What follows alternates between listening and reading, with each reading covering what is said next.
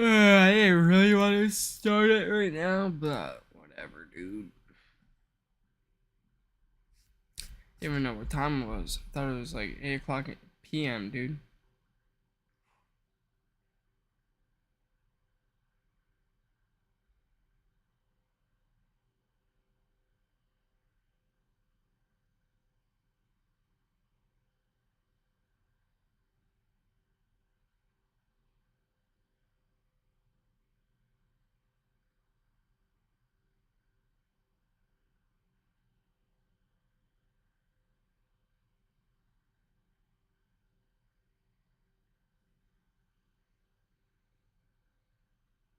Flirt with your co-stars if you're in a relationship. Would you date a male actor? No. Male musician? Yeah. Painter? Absolutely. Graffiti artist? It better be illegal. If you're getting paid for it, boo. If you're doing it and running from the cops, call me. What's your type? My type is more of a vibe. If nonchalant, she won't have a baby. How do you know when someone's not right for you? Argue 24/7. This isn't the Notebook. The Notebook f***ed up my brain. It Every did. time it rains, I go, someone's gonna fight with me and kiss me in the rain. Exactly. I want to kiss a hurricane. I think that'd be really hot and sexy. Have you ever dated someone who's not an actor? You're in a scene with someone where you have to kiss them and they're mad. Oh, 100%. How do you deal with It's so that? unnatural. Boundaries are important. Have you ever had a celebrity in your DMs? Yeah. I'll tell you mine if you tell me yours. I didn't even know he was still alive, I'm gonna be honest. Mine was, Oh. Do you want to take you for dinner? he wanted to eat me for dinner. And in 10 seconds or less, watch. Oh, dude.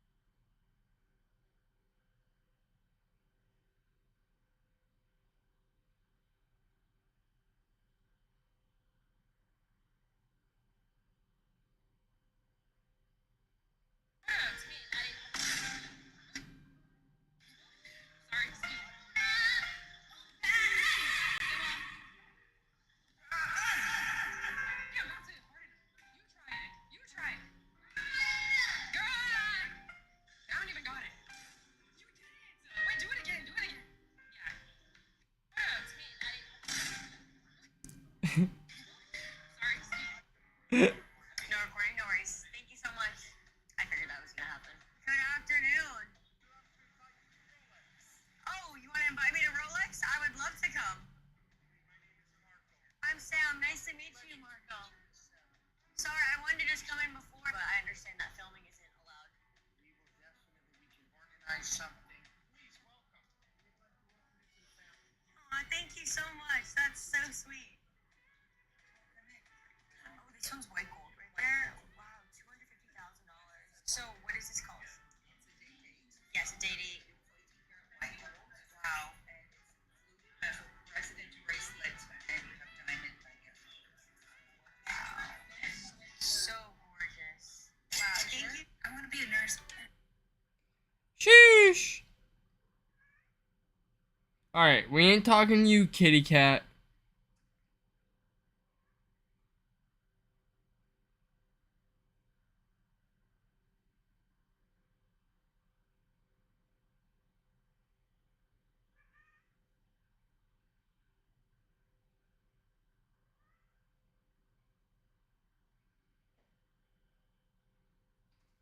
Dude, they're gonna be knocking more shit over, bro. I'm gonna tweak out.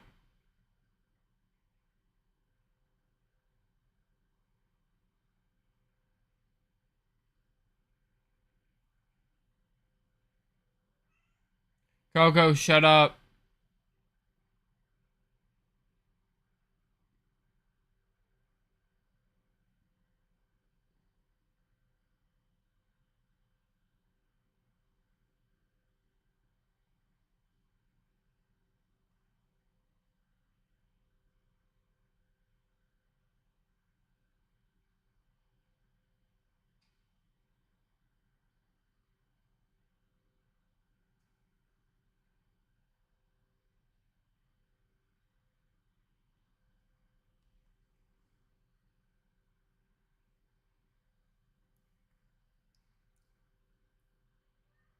Coco, come here. Coco, come here.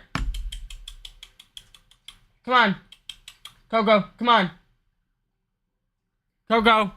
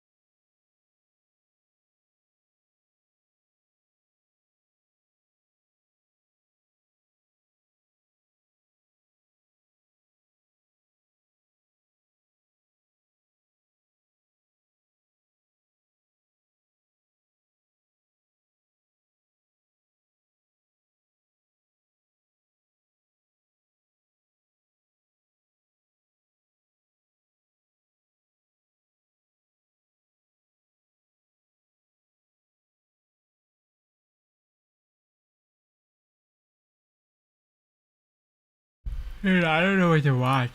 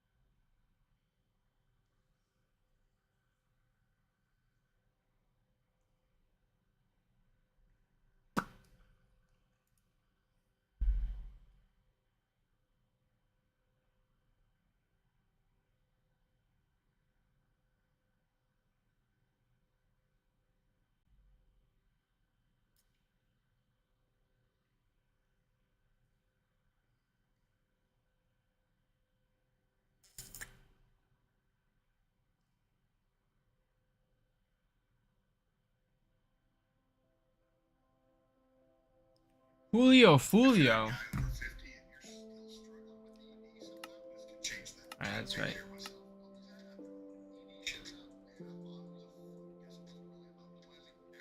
A lot of people.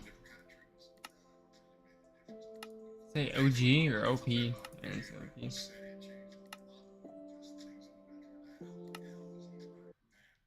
Operation turns into a deadly ambush, and it's all caught on camera.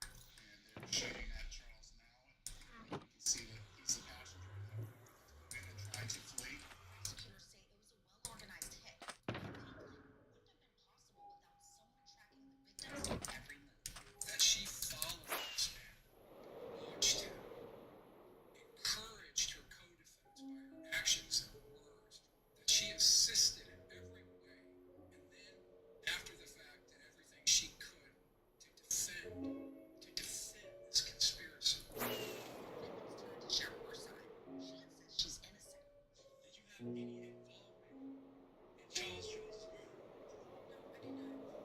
anyone tell you anything about a plot to kill Charles Jones when you went to Tampa? No, they didn't. Now a jury has to decide if she just a scared girlfriend caught in the middle or an accomplice to a deadly conspiracy. We, the jury, find as follows as to count one. Welcome to this episode of Female Criminals. I'm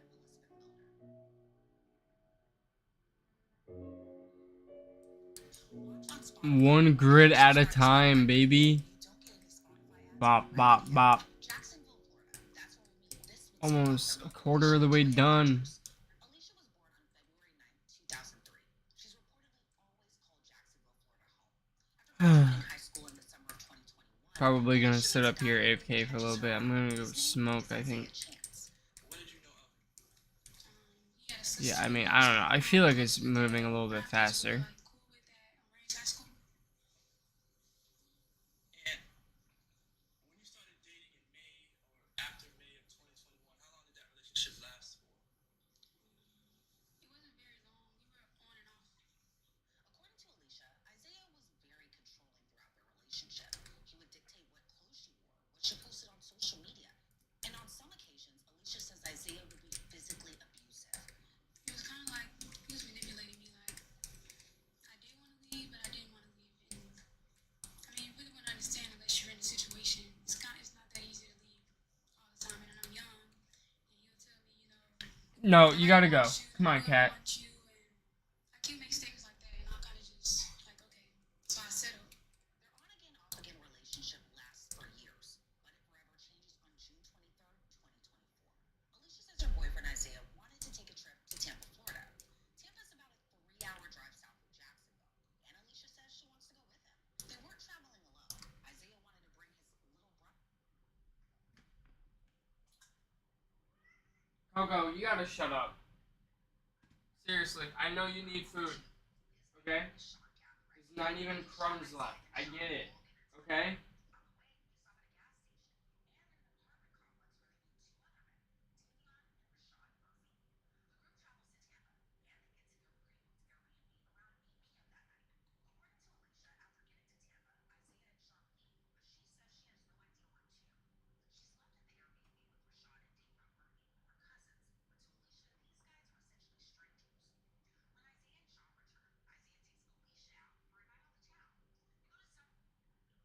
My hands are dried. I'm gonna put on that working man.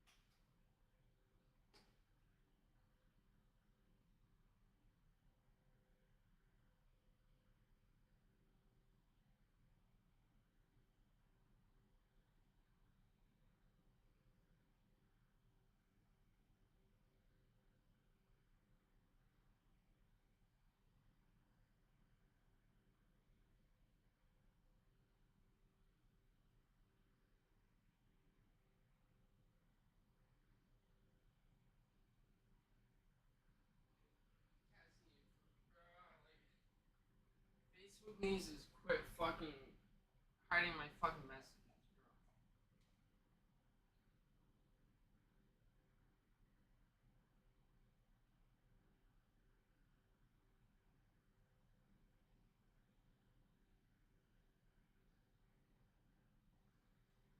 Get enough waffles.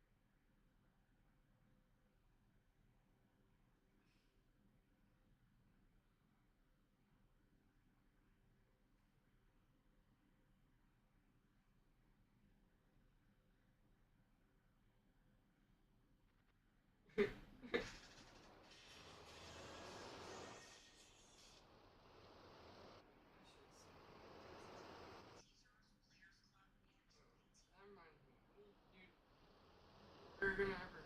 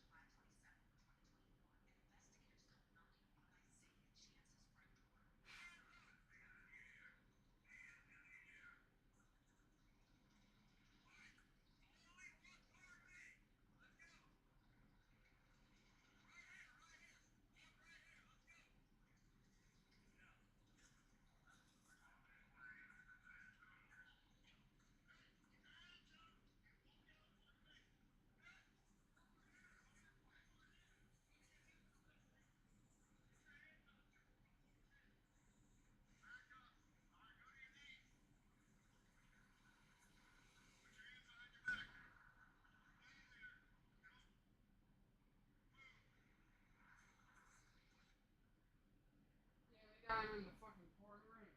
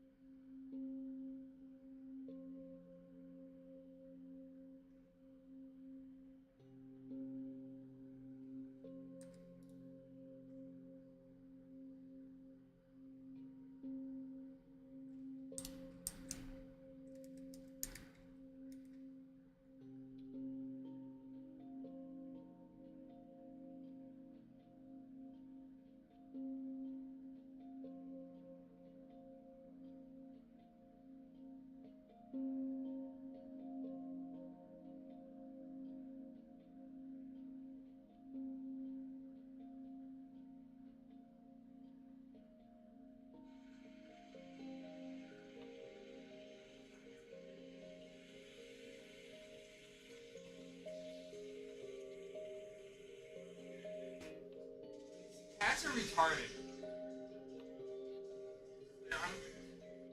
They got on top of the fucking donuts and broke through the fucking thing.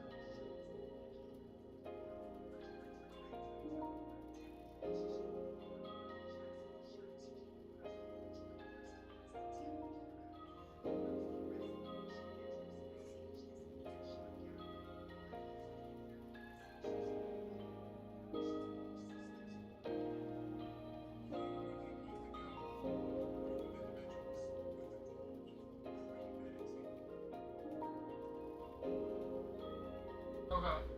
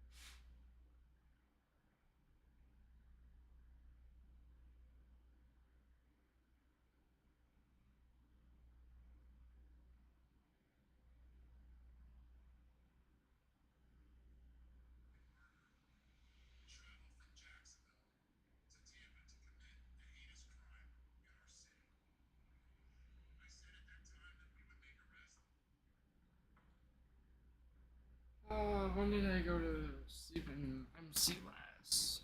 Not that long ago.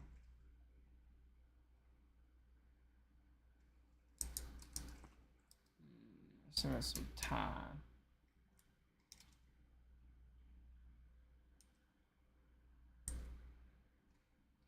Where are they all?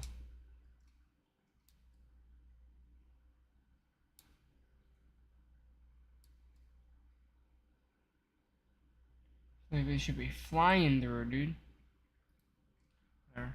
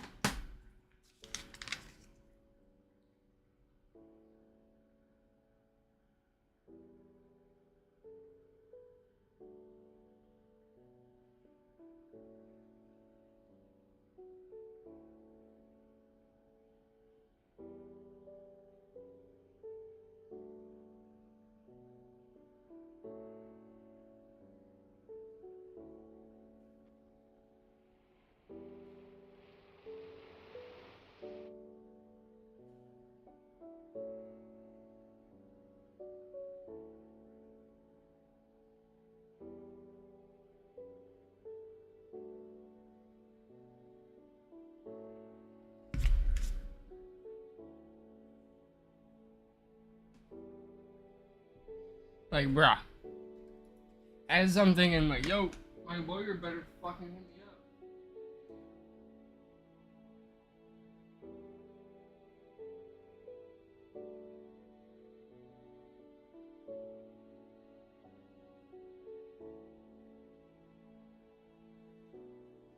I don't know, man.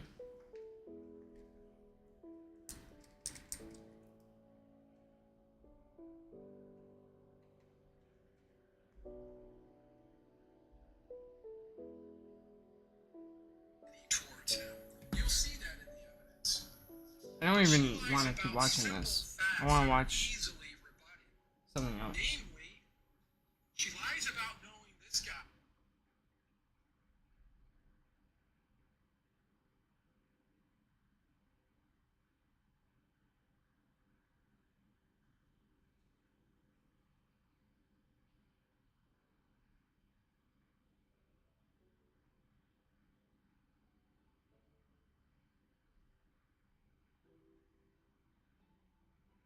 Wait, speaking of which, how many days have I played? Oh, dude, these cats are being dumb, dude. Actually, they're probably fighting.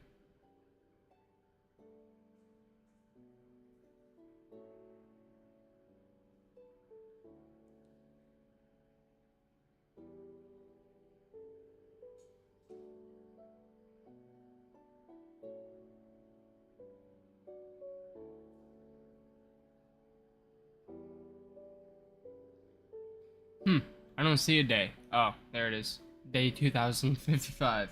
Holy. Remember when I was at like day 800, dude?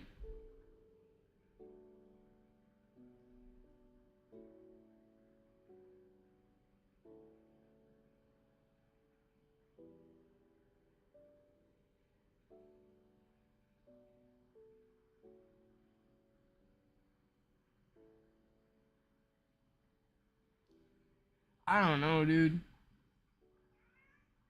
What? What?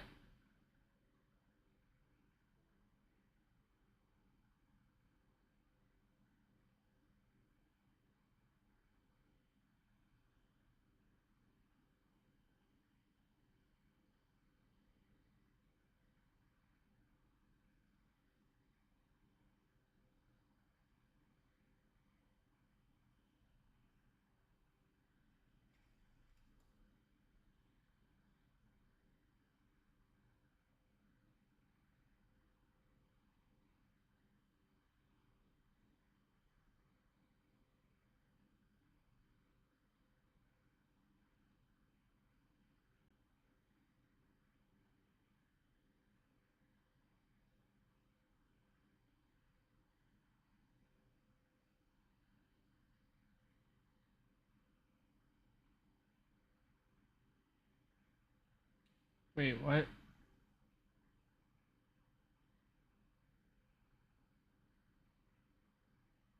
Wait, what happened here?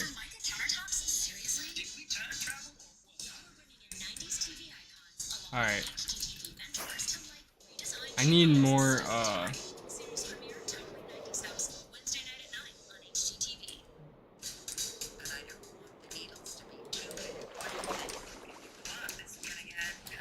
I was gonna go to the portal. So let's clear up some space real quick. In the video, would you scream, violently slam your desk, maybe annihilate your controller out of range? I don't think I've ever broke a controller. Streamer decided to do.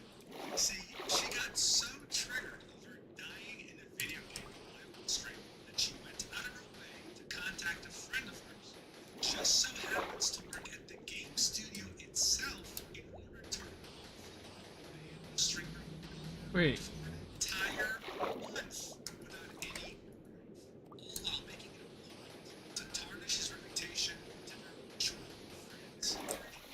It gets even worse because in parallel to all this, she would proceed to dox his personal information, like full name and address, so that she could eventually send the police after him.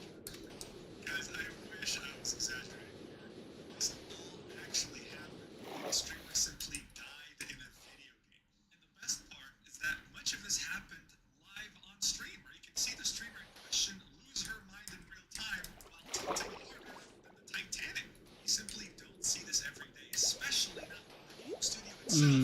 You see it here. That's why I figured We tilt every day. and so without further ado, let's do this. Alright, so to truly understand the severity of the situation, we have to talk about extraction Fuck. shooters, a game genre that was pioneered by the game Escape from Tarkov. The objective was simple. You got dropped on a map with other players, and your goals were to all loot as much gear as you possibly can. The challenge, though, is that in order to successfully loot things, you had to extract. And if you died, you lost everything. Here you go. Other players had the same rule, and you had proximity voice chat. This meant that this game was perfect to extract the worst traits imaginable in a human being. Yeah, it's called human nature. And in that sense, it wasn't too different from survival games such as DayZ. The appeal was simple. You had a lot of players.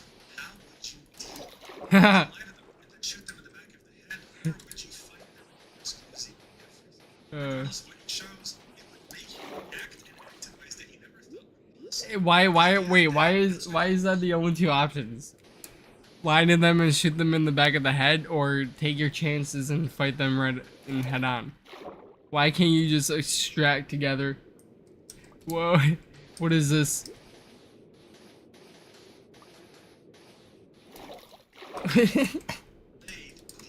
Oh, dude. Rush of adrenaline that you only feel when life is in danger. So it came as no surprise that the pioneer of this genre, Escape from Tarkov, That is a good point, a dude. lot of money. It will start in closed beta in 2017 and then will finally release in 2025.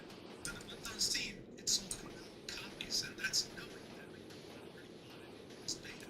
This also meant that it single-handedly dominated the entire genre. There were no real competitors here. This is why when Warcraft was announced, people got very excited over the idea of a fresh game in the genre. What the hell was this game as well? The content creators and insiders that played the game early Well. and had nothing but good things to say about it. And while yes, it was incredibly hype for a long time, and some people expected disappointment because of that, they ended up giving the absolute opposite. When it came out on 30th it was met with incredible success that no one could have ever expected. It managed to take Escape from Tarkov's Dude, I don't understand. October fucking 28th of 2016, Skyrim comes out, and then I get with fucking Jazz like a fucking, or I meet Jazz on the phone, like Instagram or Snapchat or whatever, fucking like that week. And then we meet like a fucking month later. This game comes out 2 days later. 10 years later. And then she randomly leaves. Because I fucking love this game, bro. Ark was holy. Other players were still a threat, but the concern of them killing was survival. The concern of getting killed by the very dangerous and smart enemies in the world. I was playing that game religiously, bro. Not anymore. Dangerous. And speaking of other players, the most important change that this game made to the genre was an aggression-based MMR, an aggression-based ranking system. If you like to kill a lot of other players, you were usually matched with other players with the same mentality. But if you never killed a player and were aggressive, you were matched with non-aggressive players who wanted to work together. At the time of release, this wasn't really known to everyone. There were theories about it, but definitely which jumped other players from believing. This is part of the reason Escape was able to maintain such a large player base for over 6 months after release. It was able to attract people who considered playing extraction shooters. Like, for example, the streamer Nessie Does. He's someone who mostly streamed and made content around the game CFD. That was a long intro, dude. She trolled or messed around with people in the game that, in his opinion, deserve it. Like hackers, for example. He would start playing Ark Raiders with the same goal, to make content, to make videos out of it, in which he tricks or trolls other people, which happens in pretty much every multiplayer game in which he interacts with other players. However, at some point during early March, and while playing Ark Raiders with a friend, he'd have the very unfortunate event of coming across the streamer HX. $100,000 cash. This is the biggest sweepstakes yet. Hey, I'm Daniel, founder of Red. This year, we teamed up. I'm sure that some of you watching might be surprised here, thinking things like, wait, Jim, this streamer has like 2,000 followers, 22 average viewers. What damage could she possibly do to this bigger streamer called Messi? Well, if you've tried to apply Wait, what? Nessie's bigger? Understand very quickly. It's all about nepotism, which means the people know. Take Twitch for example, one of the worst platforms in existence. They'll pay you for anything, and you can be one of their top 0.1% streamers. You still have a hard time reaching a real human being there. But Twitch has something called the Ambassador Program, where they pick out streamers that represent the entire brand and get a special badge in contact with the staff. Yeah, well, not to call anyone out, but there's literally people out there with one viewer, Twitch Ambassador. This means that these people have direct access to Twitch staff, Huh? bigger streamers with thousands of viewers potentially. And making this that you don't need a lot of viewership to have a lot of influence that could potentially cause a lot of damage to someone. Huh. That's exactly what XO Oh falls boy. into place here, while also So weaponizing basically, the high if rate you're a of woman, content you shouldn't creation. have that For much example, power. Marcus Studios, the developer behind And I don't even. If you're a emotionally driven person, you should not have that much power. Workgrad's matchmaking system is very straightforward. You can queue up as a solo player, as a duo, a friend, or as a Or trio trio, with two right? friends. Yeah. The game is prioritized. Dude, I haven't played that game before. Solos, etc., etc. Like most multiplayer games, the server for Oceania are absolutely dead. So if you live in Australia or New Zealand, for example, yeah, it's gonna take a long time to find people. Even worse, if you can use a solo, you might encounter a duo. There's simply not enough players to be able to match them to people queuing up just like them. The reason I'm telling you this is because it's integral to what would happen next. Because around the first week of March, each XO would queue a solo game and encounter Nessie, which led to the event that permanently altered both of their lives. Watch for yourself.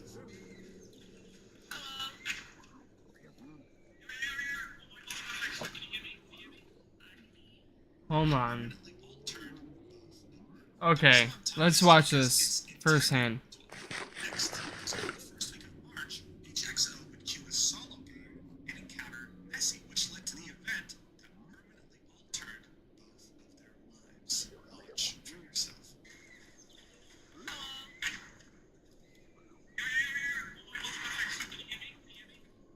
Okay, this is like really weird, but my friend is like completely stuck, and I want someone to knock him so I can like press him. And hopefully that knocks him out of the spot. He's literally just got completely stuck in this room. How is he your friend? Oh, when you solo in a duo game, but duo humans. So I can't. But yeah, if you're solo, I'm duo, I can't knock him. He's like in here under these steps right here. Why does this feel like a scheme? These blue traps there. Okay, well, I have a date for him.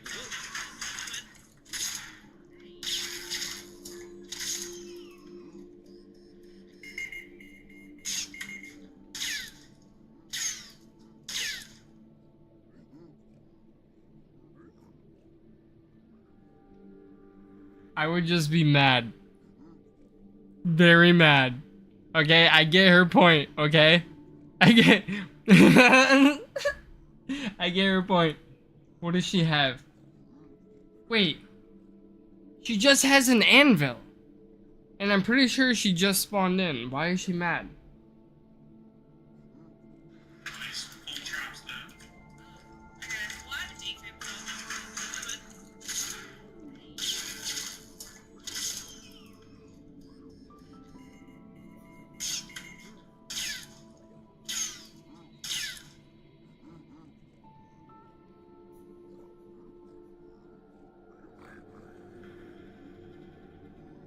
That's a like classic trap in games like this. If you've played any survival games like DayZ or anything, Exactly. That's why you can't be mad. Like, or like, I mean, you can be mad, but you can't be like emotional. Like, if you are, these games are not for you. That is mad funny though. those other players, Especially since she has a face cam on. That's why I don't have mine on. Holy bruh. Take that. it's not pleasant.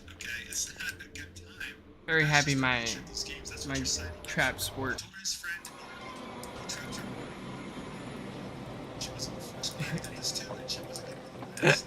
They would even watching her for each step of this, right? It's stupid, right? After Yeah, I see. just queued up the next game and started That's what I'm saying. That's not what the streamer here checks out. She actually decided to take this out of the game by leaving a permanent comment on the Steam profile of those two players.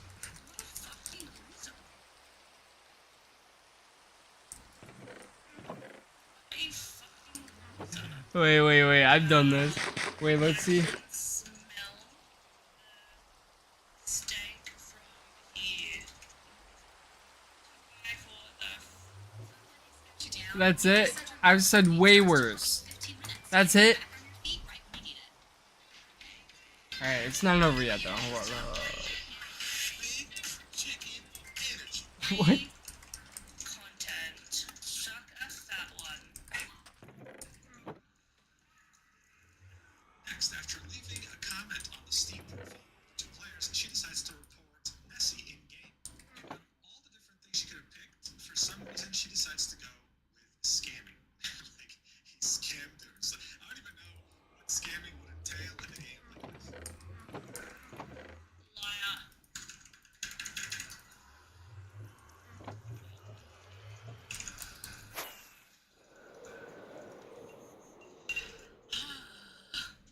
People like that make me hate the fucking game.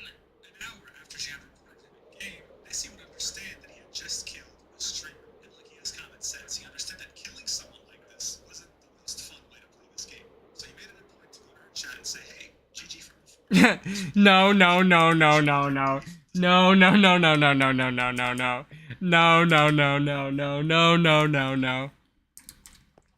Don't act like there's not a little salt in that wound. Don't act like you haven't shit on somebody and then like been like, oh my god, they're a streamer. And you find this out afterward, and then you go in their chat, or you find out during whatever. I guess it don't really matter, and you you leave them a nice little passive aggressive comment. I mean, there's so many times I've played game battles and watch them play while I'm fucking playing them. And then commented, oh yeah, hey, GG by the way. Oh dude, that's the guy that just killed me. Yeah, I'm literally here just to get a reaction.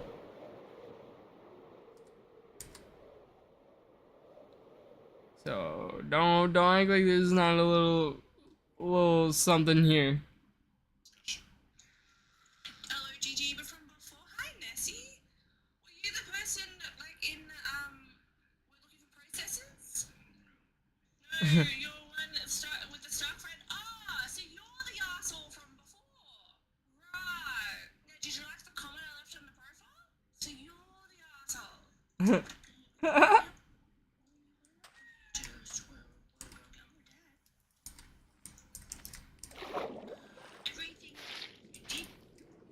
Everything you did made you being an asshole. So look, so far, I mean, it's been nothing but nice, right? She's trying to understand. No. Right? Like, it is what it is. That's just the game. So then she makes it a point to focus on his Twitch profile, seeing when he live stream. For some reason, commenting his partner verified badge. When was the last time you even streamed? Let's have a look. It's just say I'm chill. Oh, I'm chill. I'm allowed to call you an asshole. What you did was asshole behavior. Oh my god. Put a partner badge. No one said anything about a partner badge. No one It's automatically equipped if you're partnered on Twitch. I know this myself since I have that badge too. But for some reason, she's very triggered by it. You know, for 30 days. I'm telling you. Interesting games. Should I log in with uni? I wonder if you're No, like, we should not. maybe you should get one over there too. I wonder if, like, you know, people are safe being around you. So she asked why the guy hasn't streamed in a while, right? Even though he has no obligation to answer that, he'd say, I'm from login. And the first thing she says afterwards, right? She could have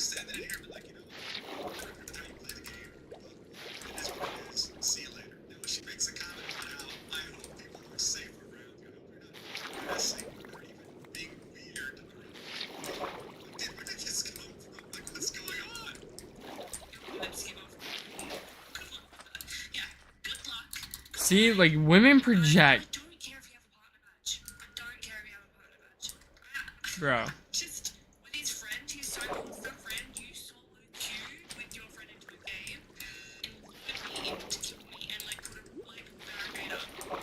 That is like ETS. I'm gonna get it on the camera.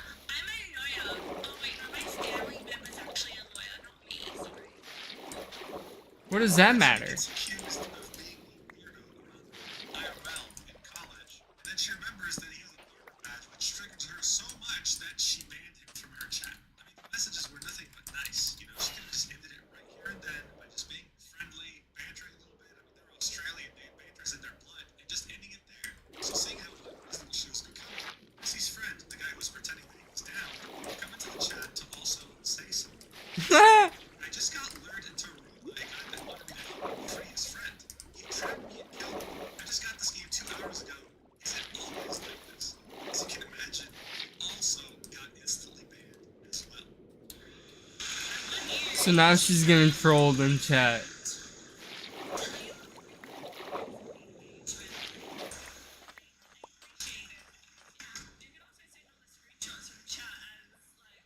reason why this is significant is because one of her mods will decide to say, alright, I'm gonna go report this kid for harassment, LMAO. And mind you, when the mod says, this See? kid, See, like this is the problem with Twitch and why I don't like Twitch at all. Like mods have way too much power.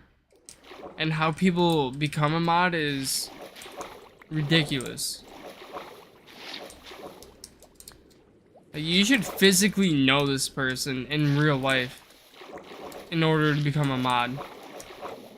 Or you should have like actual like, I don't know. Like you should know what the fuck you're doing. I've been banned in fucking so many chats. I remember the first time I got banned. Nick Mertz chat. Like in 2016.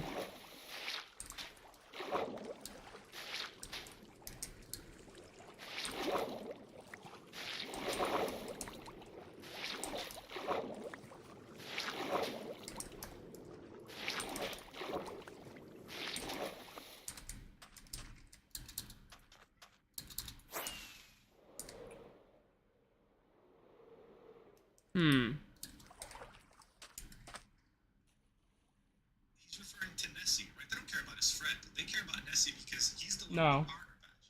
Even though everything he said has been nothing but courteous. She's saying, oh, let's get all the screenshots and report him. Report him for what? He just came in the chat and said, GG. I don't What? have But here's anything the for thing. you. Regardless of how weird their entire interaction has been so far, things could have genuinely ended right then and there. For 99.99% of people on the internet, they would have never known this even happened.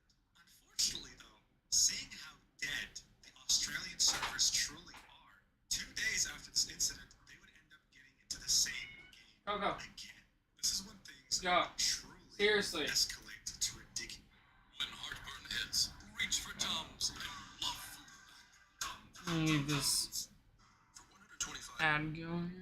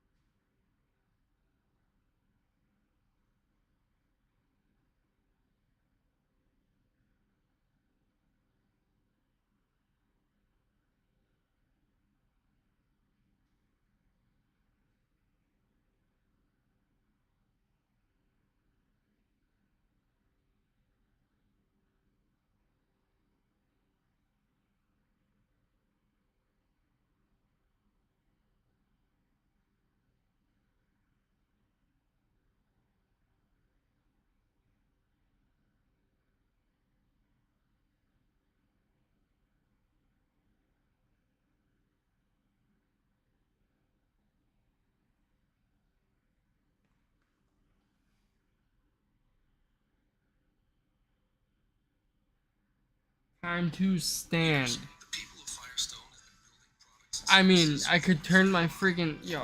Alright, fine. My watch wants me to stand. Let's stand. rely on you. 103. No, a little bit higher. 107. Yeah, this works. Standing So what desk. happened here is that Nessie would come across Peach, right? And they would work together for a few minutes. What's interesting though is that Peach doesn't recognize him at all, right? She doesn't recognize anything about him. She thinks he's a random player that she encountered for the first time. Nessie, on the other hand, seeing that he's an absolute troll when he plays games like this, was planning to kill her anyway. Regardless of whether he knew who she was or not. He'd eventually take out his pickaxe and start swinging. And by the time she dies, he'd realize something. Nah, I don't. I'm not laughing at this. I'm like, dude, I could be playing CS while standing, dude, and shitting on kids. I actually just realized this, and then saying, "Oh, y'all are getting shit on by a dad gamer, a dad standing gamer." Oh, that'd be so funny.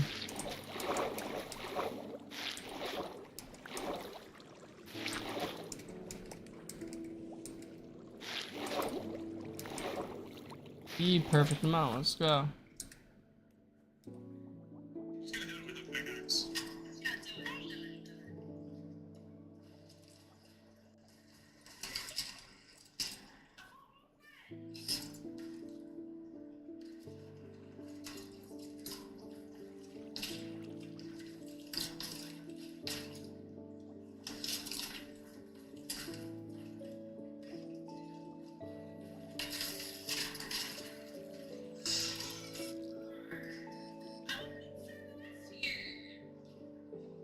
I think I ran into you the other day.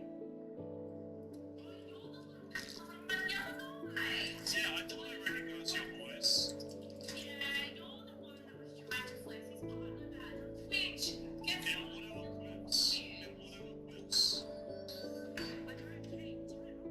Oh my god, she has a fucking little cat. Fucking. Oh my god, what is going on here?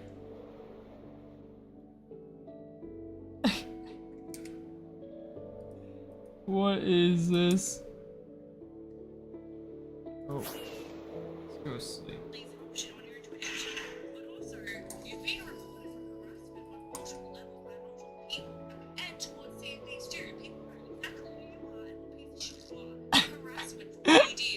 Oh my god, where did this all come from? Yeah, how fast she's talking. Emotional. Emotional.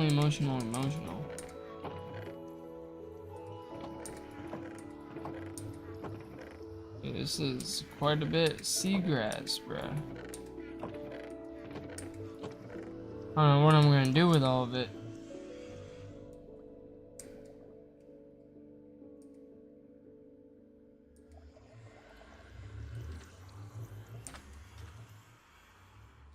How many are you? Dude, where did y'all come from?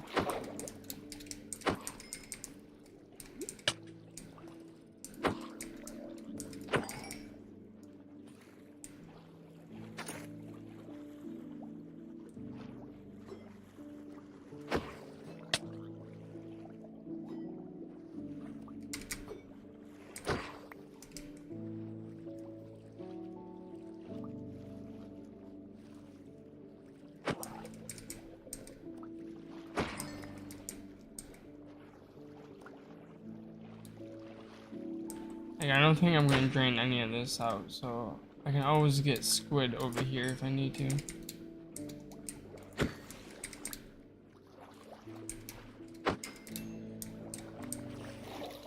Hoping I'll get enough from my farm. I won't need to.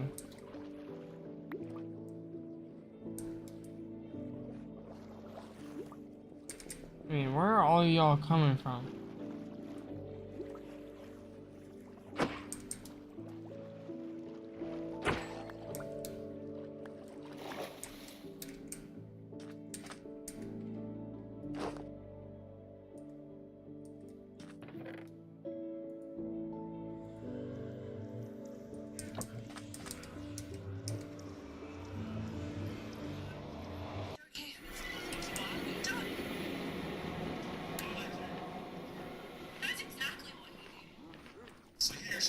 He knows exactly. Conversation, she just killed her. What's really interesting to note here is that before killing her for a second time,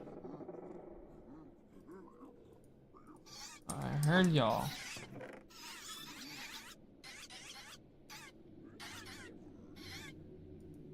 I hear y'all.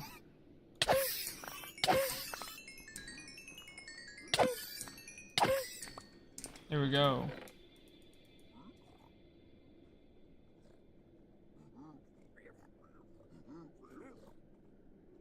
Not bad. Definitely need more storage though. I feel like the rates could be a little bit better too, but it's fine. her community to report it, not just on our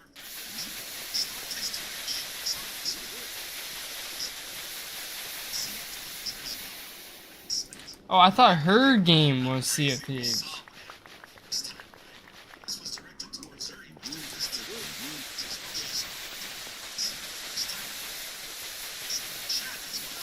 Truly funny here is that there's also a comeback to the whole discourse, right? Character magenta flex it. Again, it auto-equips. So by now, this went from someone misunderstanding to, oh no, we're trying to just destroy your career here. We're trying to get your account banned. News from our creators, it went from Sea of Thieves to her main game that you make content on. She was getting real. This fucking this little piece of shit. During the 2020 meltdowns,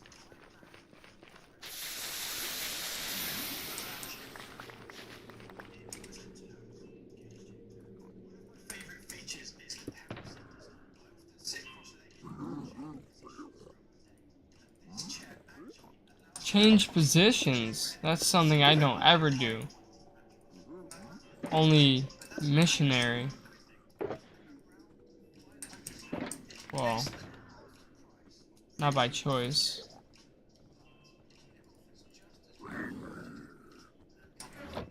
sitting for hours investing in setting. Oh, it's whatever, Stream dude. sniped, like not stream sniped, sorry, Q sniped with his friend, so they could go into a lobby and play together in solos, and put me into a room, acting like this Chinese person like glitched in the game, pushed me in there and killed me, and then tried to come into the stream about an hour. And you know her chat's like, girl, stop. You don't need to explain to us. We were all here. You know that's happening. And mighty. The guy came in and said, hey, good game. And again, with the flexing of the partner badge. Dude, I feel like this is our main issue right here. Who gives a shit about a partner badge? Dude. And I'm like, you know what? You're actually not solid. You fuck me as I think you are.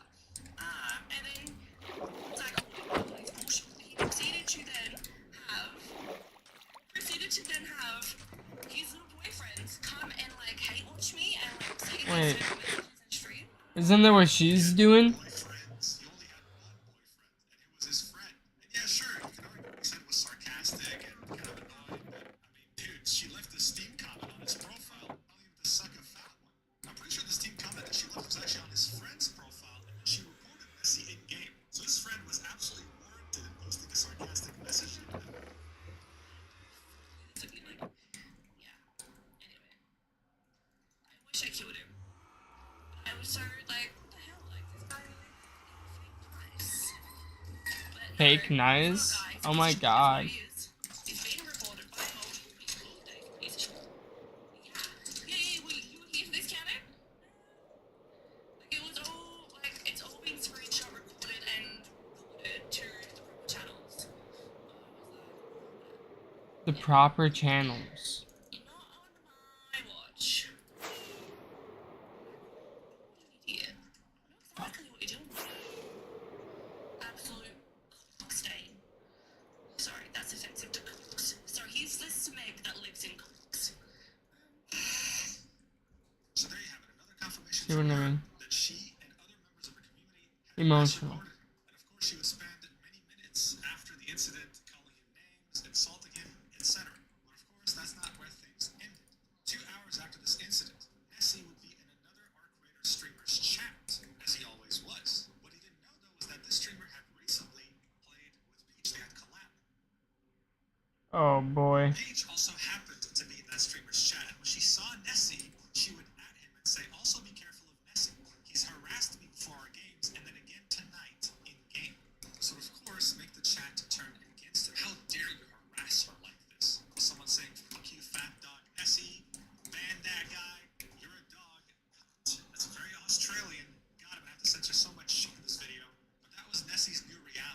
was unlucky enough to run into her while he was playing the game like he always did.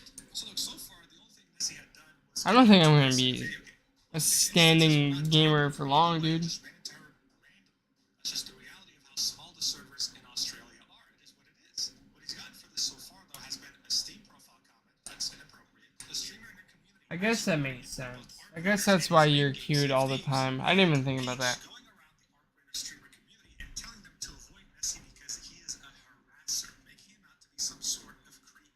Now again, things to an extent could have still ended there, okay? They could have somehow moved on, forgot about it, whatever. We reported him, maybe it didn't work. She can just continue living her life. But that's not what happened. You might have actually noticed this by the balloons that are behind Peach, but she had actually turned 31 around the time this happened. Oh god. Her friend that works at Embark Studios, the creators of Arc Raiders, to come into her chat and say happy birthday.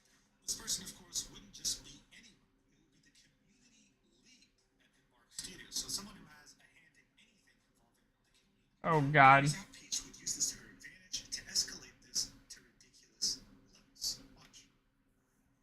How are you?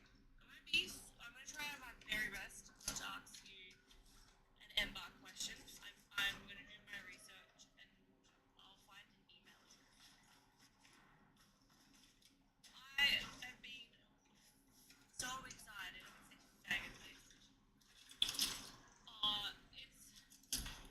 I'm being harassed by someone who plays this game, is a streamer, and yeah, it's a whole thing. And I was gonna ask if there's like an email address to 25%. Oh my god.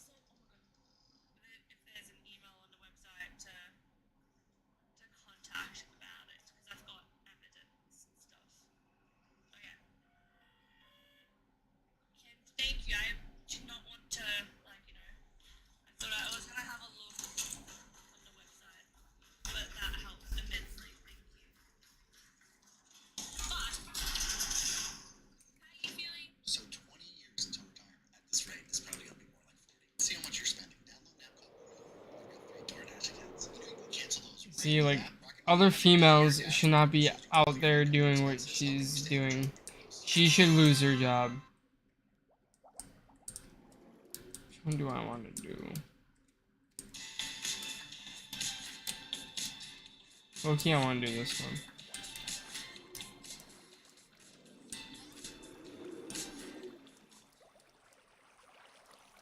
Or maybe even this one. I wouldn't mind doing this one either. The expedition. So this is how she framed it to the community lead at Embark. I'm being harassed repeatedly by one player who's making my life hell. Is there anything I can do in terms of like sending it to an official email? What's up? Of course, the community lead would say, yes, send me a DM on Twitch. She had direct access to the community lead. Yeah. And seeing that the community lead, unfortunately, probably doesn't watch my channel, she didn't learn the very important lesson that is, there are two sides to every story. Is that? Oh my god. Person's perspective is a recipe for disaster, but that's exactly what happened. Nessie, who had been playing this game almost every day, creating content for it, would be temporarily suspended for 30 days immediately afterwards for behavior that violates Embark's code of conduct. Without going into too many specifics, but he already knew what's up. He saw the VOD of her talking to the community lead. Because of this, he would end up creating a video that's unlisted called Message to Embark and sent it in his appeal. He would point out how most, if not all of the VOD involved him and Peach had been deleted from Peach's channel. He would proceed to go through everything we went through. In fact, all the clips I showed you were from his video, showing everything. Their first interaction, their chat messages, the second interaction, how she tried to destroy his reputation. Yeah, so she tried to manipulate it, just like every other woman. On Microsoft Paint. On one side was him, and the worst thing he could think of where he was harassing her was just sending his friend to type his message saying, I just got linked to by a guy that wanted help for his friend. He trapped me and killed me. On Peach's side, though, That may not have been his friend though. That literally could have been some random guy. Could have been. Could have been. Could have been. Allegedly. Allegedly. comments, we can see verbal abuse, we can see mass report / punishment, we can see chat rallied against me with many mean messages, so aka ruining his reputation in other streamers' chat. So obviously it didn't make sense to ban him without banning her too. If he was going to be made into a villain, then she deserves to get some flack as well. He sent everything into some court ticket, but he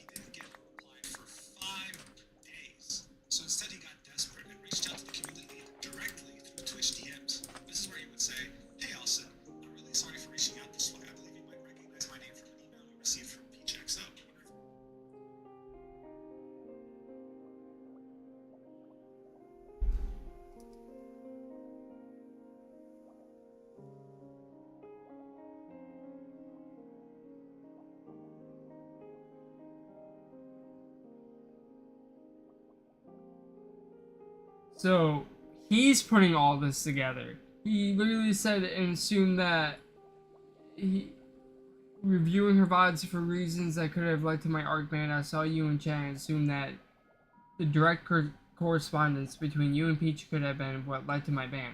Like, bruh. This guy's low key kind of smart.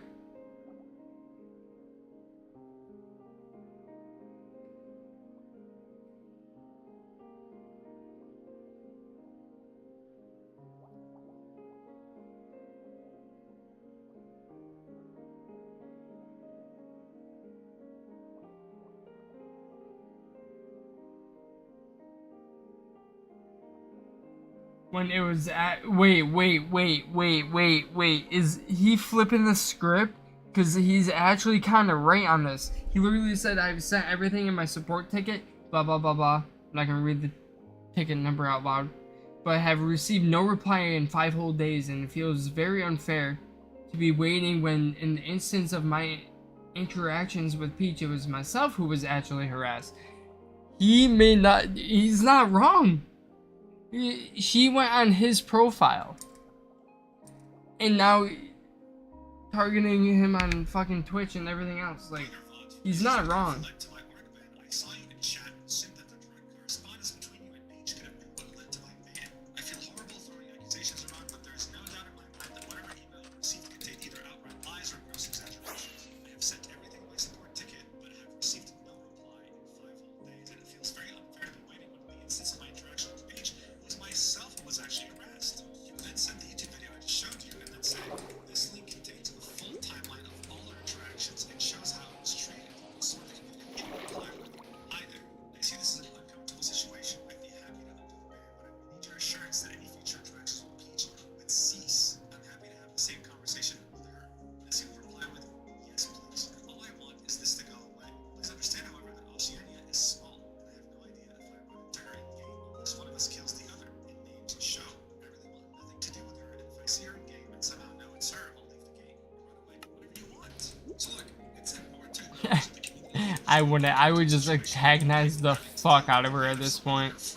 Emotional. at the same time, though, as a community lead, you have to let go of your People like her attachment. shouldn't even be on a game It's cool that you actually replied to this. or have power like this at least. Eventually led to him getting eliminated. Saying things like assurance that any future interactions with Peach would cease is definitely interesting. The guy had killed her twice. That's it. There was no proof he was targeting her. To kill her particularly. It was just He wasn't stream sniping either, was he? but still, it's willing to be cooperative if he believes her. At this point, Nessie was unbanned.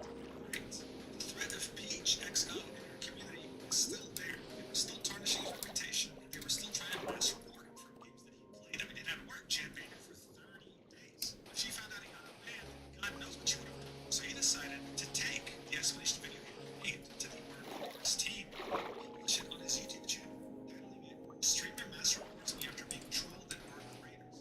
Uploaded on March 6th, 2026, and it would get over 10,000 views. This was him pretty much defending himself and trying to repair whatever reputation he still had left in the Arc Raiders community after the damage that Peach XO had done. In theory, it's a pretty good idea. Although he was dealing with Peach XO, and she was about to escalate this to unforgivable. Wait, really? Shortly after the video got uploaded, Wait, there's 5 minutes left. How much farther can this go? copyright claim. How? Received an email saying received a copyright request for your video based on applicable copyright law. Content How? used. This is from a stream VOD from Peach's channel. Oh my. Found an entire video was issued by Peach XO. Technically, it's the same. Oh my god.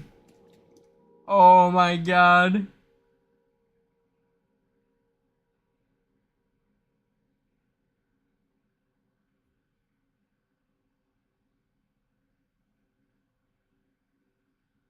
And that copyright strike, I don't know if they can make that go away. Like, bruh. I don't think they go away. I don't think there's nothing nobody can say to make that go away.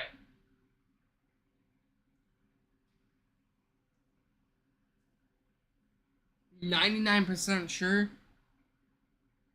that might be on there forever.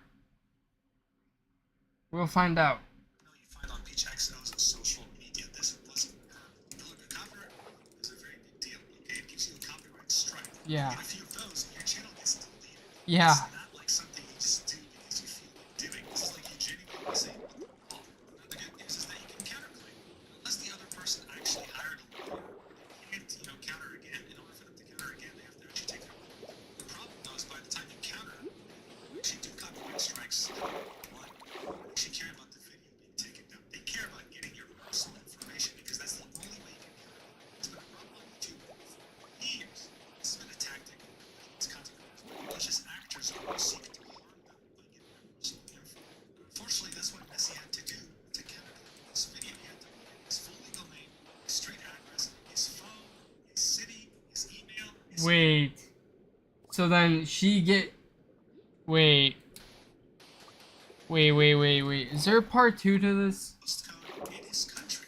Page only had to supply her email address. He had to give everything, and yeah, you guessed it, the person who copyrighted this video received the counterclaim. See would tweet about this and say, how cool that the person who got their chat to mass report me everywhere for killing them dark raiders now has access to all this information. But now you think, come on, dude, listen, okay, yeah, she's been very unreasonable, she's been very weird throughout the whole thing. She's not actually gonna do anything with this, right? Like, come on. You really have to be crazy, right? Well, it turns out that Peach truly is that crazy. Because shortly after Nessie's appeal to the copyright strike, Peach will tweet this out on her account, saying, filing a police report on the partner Twitch streamer who keeps harassing and stream sniping me and causing people to send death threats to me. I yelled at him in the game. He stream sniped me and I told him in the proximity chat that I reported him and people who witnessed his shitty behavior in game number 2, they told me. He thinks I mass reported him. Thanks for thinking of me. Mass report. He made a hate video about me, so naturally I reported it to the e-safety commissioner and he still won't stop, so now I'm reporting it to the police. I also copyright strike the video as are a nightmare to talk to about harassment / bullying / death threats. She would then end this by saying, how I love being a woman on the Oh my god. $1 is just nuts. Oh my god. I don't think there's any hole bigger that you could have dug. Yeah, so look, just in case you watched this video so far and you don't have any common sense, don't worry, I got you. All of this, from start to finish, did not happen because Peach was a woman.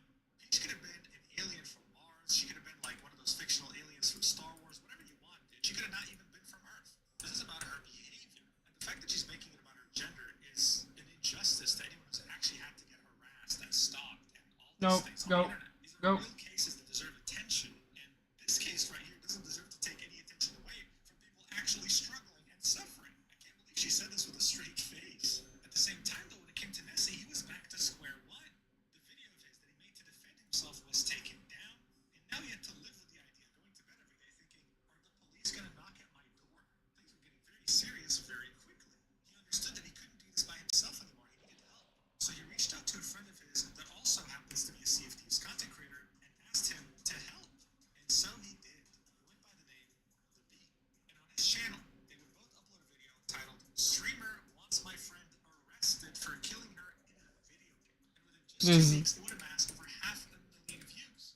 It would go over a lot of clips that were already featured in Nessie's video. And near the end of the video, they would update everyone and telling them that yes, Peach claimed to have reported to the police because she dogs his information through YouTube.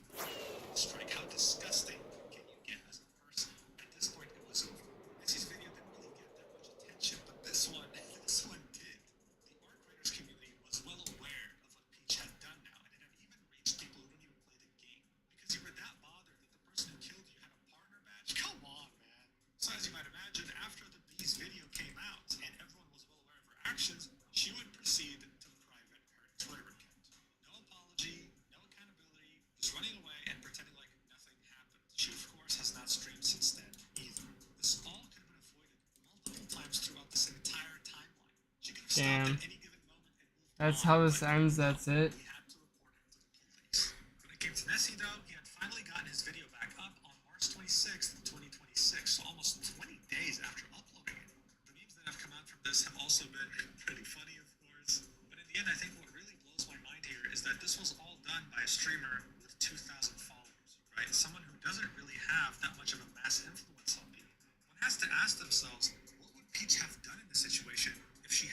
10 or 100 times the followers and the viewership? Honestly, it's scary to even ask this question, but we've seen it multiple times, especially on my channel. Some people let the influence get to their heads, their egos become inflated beyond belief, and they end up hurting people in the process. Guys, don't play extraction shooters if you don't expect to get killed by another player, and if you do, please don't dox them and involve the police. Thank you so much for watching until the end. I really appreciate it. And if you want to see exclusive content, including awesome high quality drawings, as well as 2 exclusive yapping videos per month, then make sure to check out my stacked page in the description. Wait, what's going on here? What the? Alright.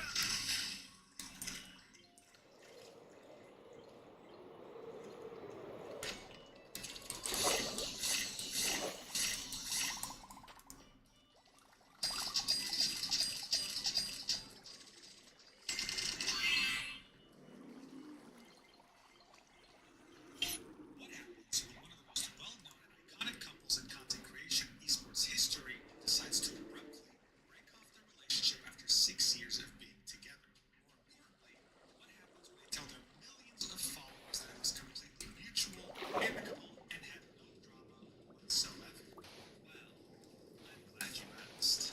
Yeah, this is fucking. That this was amicable, accusing the woman in the relationship, Kaide, of cheating, going as far back as 5 months before the breakup, and outlining how she had unfollowed her best friend on social media while she was coincidentally hanging out with her ex-boyfriend.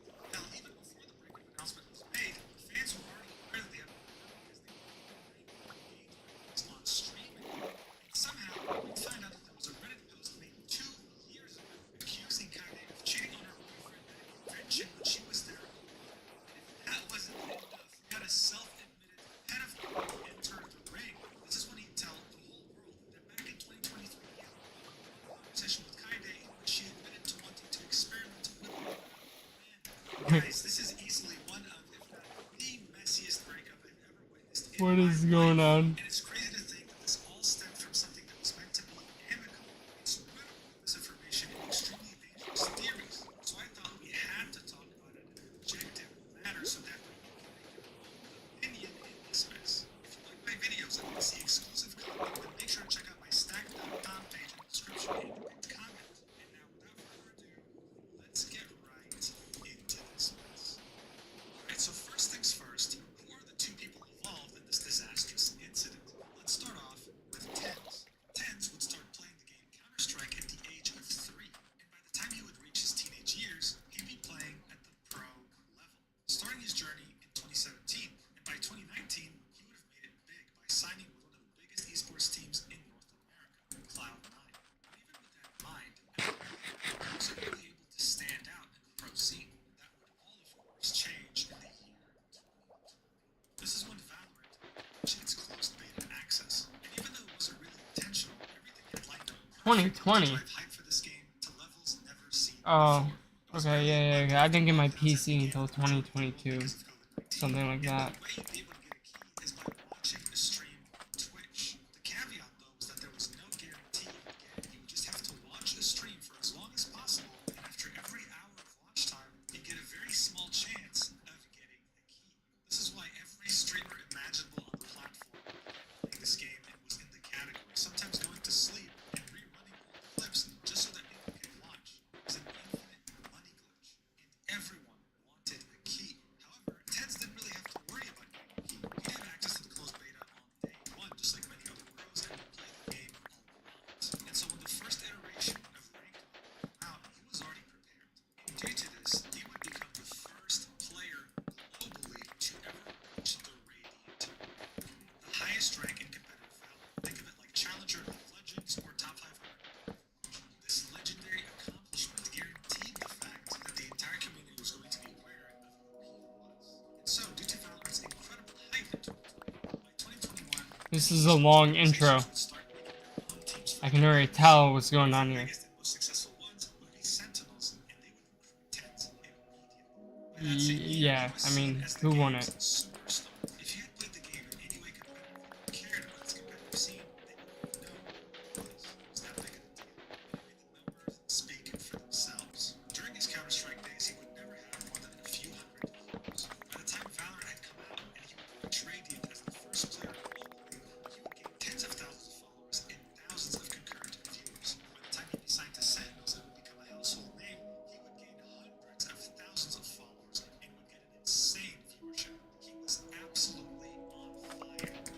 same time, though, if you knew anything about Tens, then you'd know that he had a girlfriend. They were together since before Valorant even came out. Ever I since did not know that. 2019, they had dated for a few weeks and moved in together when they were both just 17 years old. And just like how Tens Oh, blew me up and to Jazz. astronomical levels, Kaide would also experience her own form of success by collab. These clips from their collabs would go absolutely mega viral on all platforms, showing a couple that's absolutely in love with each other while also getting to see Tens, a number one Valorant player, teaching his girlfriend how to play Valorant. She's never really played first-person shooters before. These clips were posted on Kaide's personal TikTok, and they've get tens of millions of views. She has over 2 million followers and 100 million likes on this platform. And it goes without saying that some of her top clips on her page all its role was a game changer. It made all of it disappear. The world's first integrated health collective. People management training that's involved in Tens. She would start streaming in November of 2020, a few months after Valorant's Valorant launch. And within her first month, she would have an average view count of 2,800 viewers, as well as gaining 75,000 followers. Fame was instant, but it wouldn't stop there. She would keep growing at an insane pace. People couldn't get enough of her and Tens. Look at this video, right? Tens versus Kaide in Valorant. 11 viewers. There would be an insane amount of Clipper channels taking clips from her streams of their interactions, getting millions of views as well. They were everywhere, saying that these two were the biggest content creator couples on the planet was not an understatement. So while Tens was at the top esports team for Valorant, Kaide would get her opportunities as well, joining 100 Leagues, the most well-known content creator networks on the planet. And while yes, some people might argue she could have never made it this far if it wasn't for her boyfriend, it's not like she ever said the opposite. She understood that she was in a very lucky position and would say so herself in an interview. Watch. It was kind of like an overnight thing where a few thousand people started watching me, and just like I said, just do some challenge videos and all these things. I'm very thankful for the situation I'm in, where I was like almost to totally deserve this. I'm not saying I necessarily deserve this, but it's been a journey. This was the perfect storm of She's falling in love with the fame, and you can see it on her tongue. Uh-oh. What else could you possibly ask for? Tying the knot, of course. Around summer 2022, they would announce their engagement. Oh, After boy. having kept it secret for 8 months, the internet and this announcement, of course, explode. Finally, this perfect couple is getting married. You have to understand by this point, these two were seen as the ideal relationship for so many people talking about it. And to many, the personification of their goals when it came to finding a life partner. In other words, they were perfect, and people couldn't get enough of them. However, this image of perfection, of living the perfect life, would end pretty abruptly in 2023. As you see, barely 6 months after announcing their engagement, Kaide would unfortunately announce to the world that she's been diagnosed with acute Yeah, which really fucking sucks. cancer. Cancer so aggressive that she only had a 25% chance of survival after 5 years. This was a shock to pretty much anyone Kaide included. This perfect relationship was now at risk. They faced danger. They didn't deserve this. The wave of support from the internet was immense. Luckily, they both got some money, though. Was also a content creator. Content creators, including Miskiff, yes, I know this aged very badly, shaved their head in support of her. She was going to undergo therapy. This was a very sweet gesture. However, one content creator here stood out, and it was 39 Death. She was the only friend of Kaide who was a woman and shaved her entire head in support. So why I'm highlighting this is because it's very significant.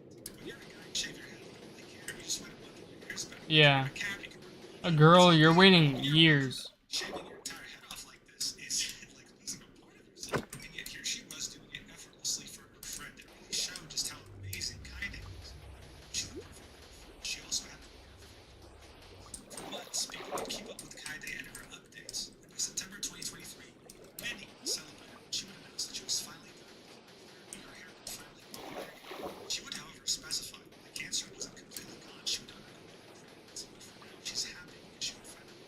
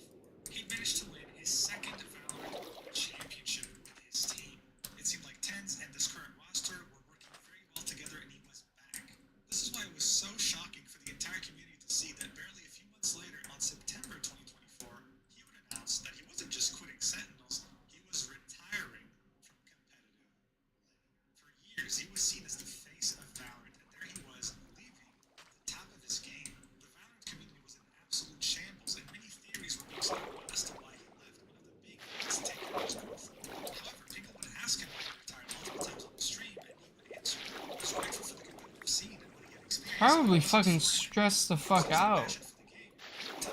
That's why I haven't fucking played no games, bro. all his time. Finally, when it came to the money, he was making just streaming, so it didn't really make sense to just focus on the game that you weren't passionate about it. Additionally, he would make sure to mention that in 2023, when he was going through his worst career performance, he was going to quit. Kaide told him, please, just give it one, which made him. I take each opportunity to share what's important to me. Believe it, yeah. Ask your healthcare provider if Victardi is right for you. Visit Victardi.com to know facts, including important warnings. What gives you the audacity to stay so confident with your finances? The audacity? I used to stress about money. It's more terrifying than opening your bank account. Maybe your ex. Who? Okay, true. It's so easy to spend over $100 on subscriptions. How do you know that it's not like $200 a month? Rocket Money. The app shows me everything I need to know about my money. I'm good. I already have spreadsheets. No. This app shows Eventually win his second major. Watch it for yourself. Is Lever, I would have retired last year if it wasn't for Kaide. I said to myself, like, I'm just gonna like retire. And Kaide said no, like, trust me, like, stick it out 1 year. Just How for me." many- And 2023 was such a Bruh. like my valor for she had like told me straight out that there's only upper here. That was the reason that I have played the 2024 season. Honestly, if it wasn't for Kaide, it would be TD already. I've never been more of a champs and get a top 4 finish within the team. So yeah, it's been awesome, right? So there you have it. This was not only I'm about to sit down, dude. so the average person had issues, they had challenges. Let's overcome it together, further reinforcing standard in making fans some that just found them recently. By this point, they were bigger.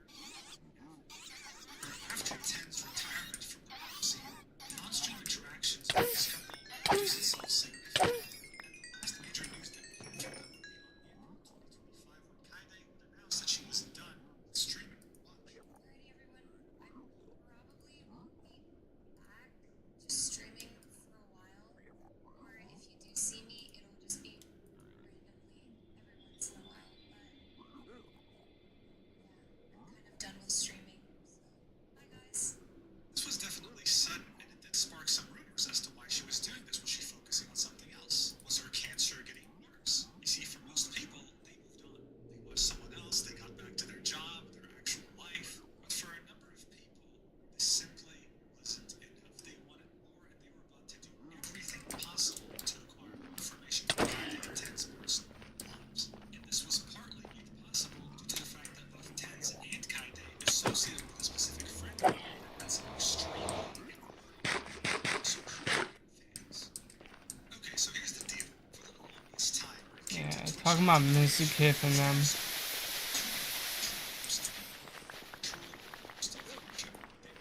between two cities in the U.S. The first one being Los Angeles, and the second one being Boston. The latter had TK. If you were a streamer who listed of any significant size, you could avoid associating with these people. But you were sure to look to get more opportunities out of it. It was edgy, politically incorrect, and the opposite of being friendly.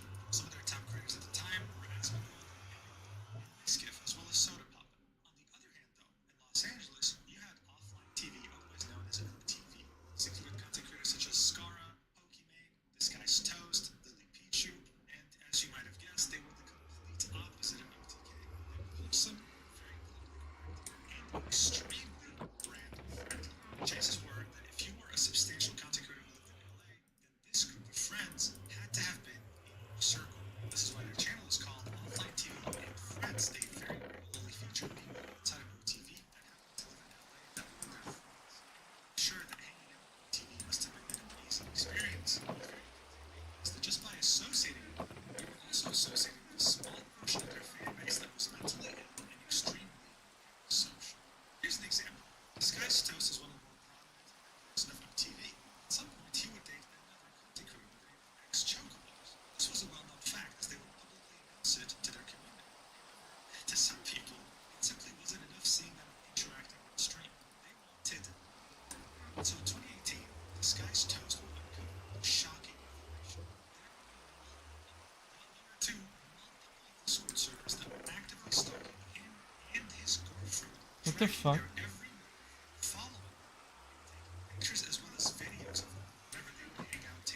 What Seeing the? them on stream, interacting in content Wait. simply wasn't enough. Every second of their lives was content, whether they liked it or not. It was an egregious breach of their privacy. It absolutely shocked the streaming world at the time. No one observes this happening to them. The problem was, though, that TV didn't really know how to set proper boundaries. Being very friendly, politically correct comes at a huge cost sometimes. One of them being the fact that you're very easily bullied by just about anyone who gets a viral post on Twitter. For example, in December 2023, Scar would make a fairly harmless joke to his friend. Someone random would make a post on Twitter saying that it was racially charged, that it was disgusting, that it was racist to an entire race of people. And instead of putting his foot down saying, dude, this is my friend, and we're comfortable, we have our own boundaries, he apologized as if he learned from someone. One of the first most important rules of content creation is when you give an inch, people will ask for a mile. That's exactly how OTV treated their community. They treated them like their overlords, which meant that unfortunately, inevitably, boundaries were never going to be respected. This is where the subreddit OTV Girls Feet comes. Wait, no, that's the wrong subreddit. Wait, whoa.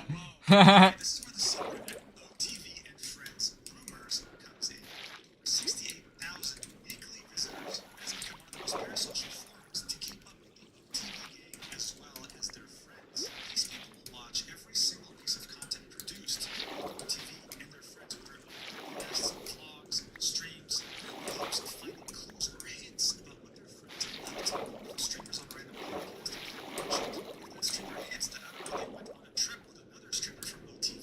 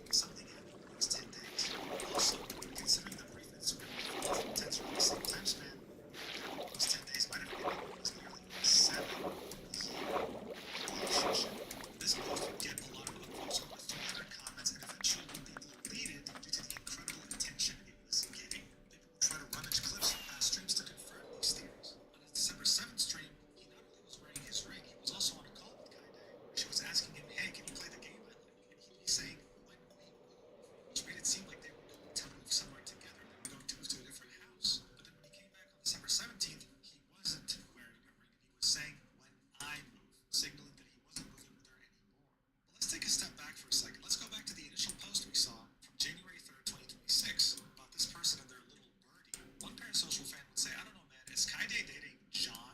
39 Daph's ex? Look at this VOD.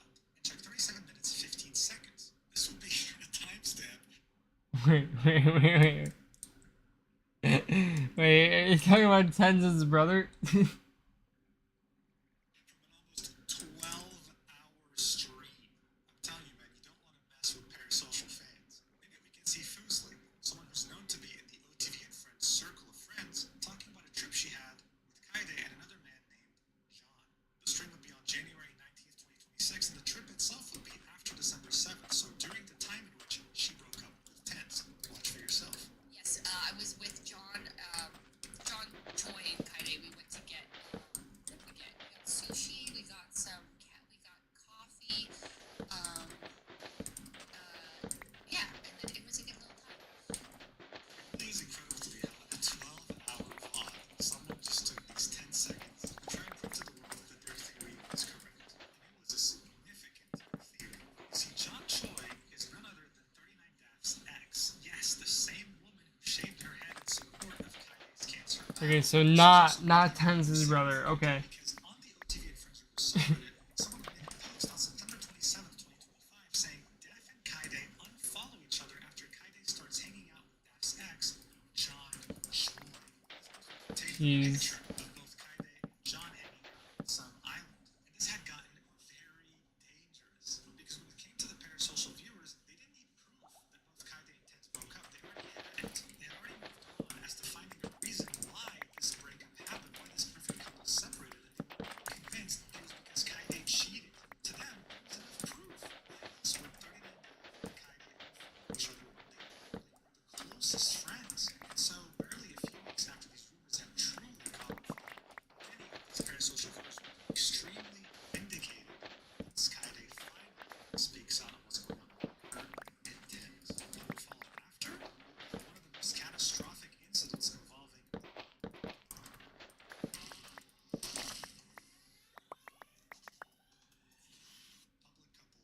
breaking up. On February 8th, 2026, Kaide would post a statement saying, Hey everybody, Tyson and I feel ready to share some personal news. Tyson being Tenz. We've actually been broken up for quite some time now. Toward the end of our relationship, we came to a realization that wasn't easy to accept. We had stopped growing as individuals. For most of our relationship, we did everything together. Work together. Hobbies and interests together. That's part of being in a relationship, though.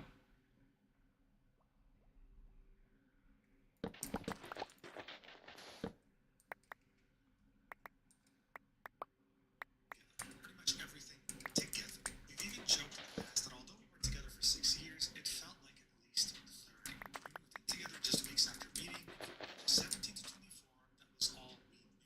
Over time, it became clear that we needed space to grow into our own people separately. You know, the internet often looks for the tea, but the truth is simple. We grew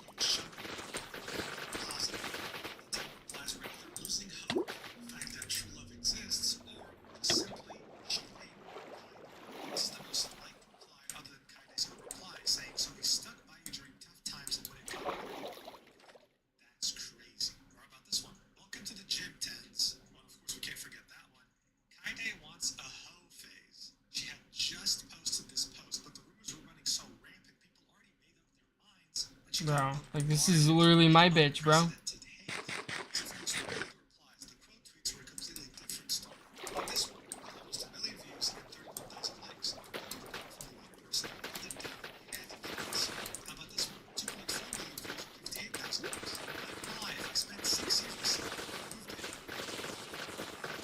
Cancer just to break up because she had a relationship. I'm sure they still love her. And of course, this isn't to say that everyone was hating her. This lack of words and words, some still sided with her intense. Like this post saying, Tens and Kaida, we've been dating since we were 17 and we're apart now that we're in our 20s and different people. The best feelings ever. Tens, time to hit the gym. April, she jumped in and stayed when she had cancer. Just August, Twitter, this was about a man who gave everything to a woman and she let him down just like everyone. This post says it very clearly. Just for her to say, did I ask you to do that?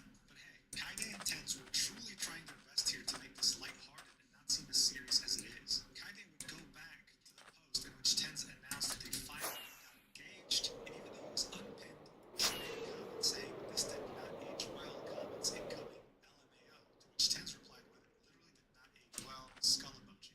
This was their attempt to be lighthearted, I guess, but to the people that had a problem with their breakup, this felt nasty. This post saying, imagine making this post and making a joke in the post when you're next close to your anniversary plus engagement. Why? Just leave it. I question your sincerity.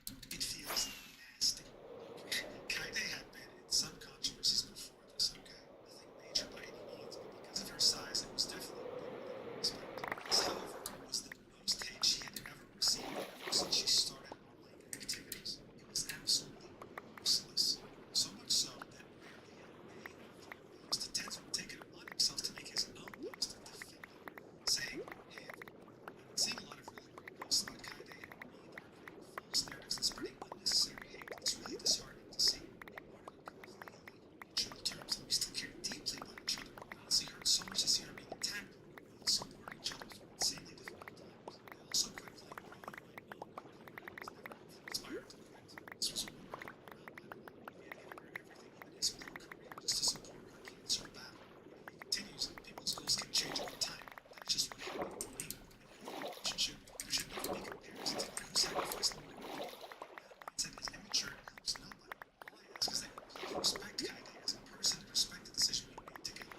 This kind of pointless drama is exactly why having a relationship with a public eye can be so draining. She is also still dealing with ongoing health issues, which makes the negativity being spread even more unfair. Thank you for understanding it. Once again, please respect our decision. This post would also get an insane amount of attention naturally since everyone was talking about it. But I do want to highlight the fact that it was saying she is still also dealing with ongoing health issues. That's because by this point, people were insinuating that she had beaten cancer, and that because she beat it, she was finally ready to let Tens go from her life after he supported her, but that wasn't true. But even though this hate against Kaide stemmed from people quote-unquote defending Tens, the victim, this post did not help at all. People were not having it. The most liked comment and the replies would say, I'm not saying the hate is justified or anything, but a mutual breakup doesn't actually exist, and nobody thinks so. Or how about this guy? Tens is still protecting her out of love even though she broke his heart. The same person would call her evil and post a random TikTok comment that pretty much was saying their theory about this. He said on stream that he was having a rough week, that he was all alone. Meanwhile, Kaide was hanging out with his sister and friends, making it seem like he was abandoned. There's even one guy here saying, here's your answer, bro. One person will have no choice but to say something like this. An image of an AI summary saying that as part of Kaide's treatment, she underwent a bone marrow transplant, which was successfully performed using donor cells from her partner. Tens. Guys, you have to understand, a bone marrow transplant is one hell of a procedure. It's not like a blood donation. There's a 1 in 1 million chance that you even match the other person in order to donate to them. And the symptoms are not very straightforward. Muscle pain, bone pain, headache, fatigue, nausea, etc., etc. And yet, the only time Kaide said anything after her post was here, saying, where the fuck are you even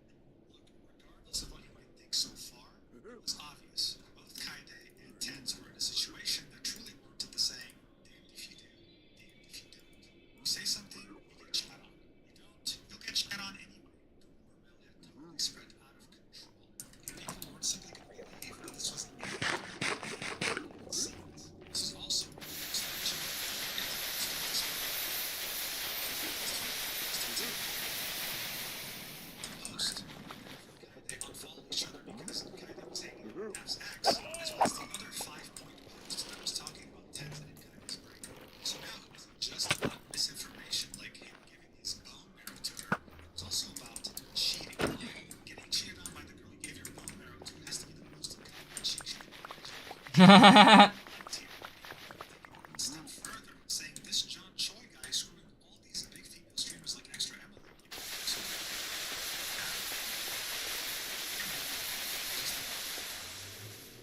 So now this guy was a sausage in his pants and was jumping from bed to bed. His head got so out of control. Tens directly quote tweeted that post we just saw of those two Reddit posts and said, okay, this is genuinely disgusting that people are still spitting out bullshit onto the timeline. Some stuff I want to clear up since people are just throwing around the idea of true narrative that is not existent. John is a friend of mine because they hung out and supposed to go so it's conveniently quick out of the phone to once again push this crazy cheating story is fucking wild. Before people start speculating things in a relationship they have absolutely nothing to do with, they should focus on fixing their own insecurities so it's not projected out. Also, I have absolutely no clue. Started saying I donated to her when I was down. I legitimately cannot tell if this type of shit is just rage bait, but it's genuinely pretty hard for me to get emotionally charged like this. So obviously by now, these two were expecting some sort of backlash for breaking off content creation relationships in history. They got completely and utterly sucker punched in the face when they realized just how much the hate was rampant. They weren't expecting this level of controversy. While some people were wishing them the best and supporting them, others were still here to say, this is some good ghost for sure. So now you went from a victim to a villain. Here's the deal. Objectively speaking, he truly wasn't wrong about this picture that was being spread. Might make some If you Google food. image search it, it's almost impossible to find the original image. This is how quickly this had spread. There was no source to the original. I had to go to John Choi's personal Instagram to find it. This was the only way. And as we can see, Tens wasn't lying. His best friend was there. In fact, he was the guy taking the selfie. But still, just because of this picture, by the way, there are a dozen pictures of this. It's a photo, though. All the comments here are asking, are they dating? Cheating? The fact that he's suspicious. Initially, people would be spreading around this image, this chat log of Kaide on his trip saying, I'm sorry, LMAO, not my fault. No, I'm stuck here for a day. John got the time wrong. Me and Suvan missed the last boat. Tyson don't know. This was Kaide typing in Tens's chat back in September 2025, just a couple of months before they it was in reference to how she had missed the boat along with John and Suvan during their trip that was displayed in this image, forcing her to spend one more day. Cheater. This was evidence that Kaide was starting to cheat on Tens because why else would she say, please don't be mad? In reality though, if we want to be objective, she was maybe saying this because she knows he would worry. She didn't want it to get real responsibility. And it's up to you to decide. The final thing that Tyson or Tens would say during this controversy would be, sports make me to feeling anything. To the people still projecting, please interact with this tweet so I can collect some Twitter revenue. Champagne tonight. And again, the top replies here are calling it Holy Cook Fest. Bro got going so hard because the Brandy's happy for the fans. I'm sure I have to censor that word because YouTube made it said, but I'm sure you know what it is. CUCK. The second most likely reply would be the crash out continues because your girl clapped another man. These people were relentless. Tens was trying his best to keep his composure intact, calm. The very socials would take it a step further. They'd find out their own crazy research. Yeah, I've taken this breakup all when it first happened back in December. In OTV and French drama subreddit, someone would make a post about how Tens had created a new secret Instagram and Twitter account purely to follow a woman. On December 21st, they went to C. Davis party that was 6 hours from Los Angeles. These accounts were not secret because they were not Tyson. Here's the timeline of events. They estimate that the breakup happened from December 8th to 15th. December 17th, he didn't have his ring on while streaming. On December 20th, he streamed again and said he was going to a party with friends. Eyewitnesses report that they saw Tens at UC Davis in the dorm hallways at 2 a.m. on December 21st after the party. January 5th or 6th, he would make secret Instagram and Twitter accounts called Not Tyson, and he would really have a need follow was a girl in UC Davis. The parasocials went as far as stalking this woman, going to her Instagram page and interacting with it so much to the point where she now privated it. Stop someone from that same subreddit from posting an image of her and her username. So I'm censoring it for the sake of your privacy, right? But I'm just saying, it's there. Completely without disregard to the privacy of someone who has nothing to do with this. The reason why some people bothered to mention this was because they wanted to show that Tyson wasn't taking this well.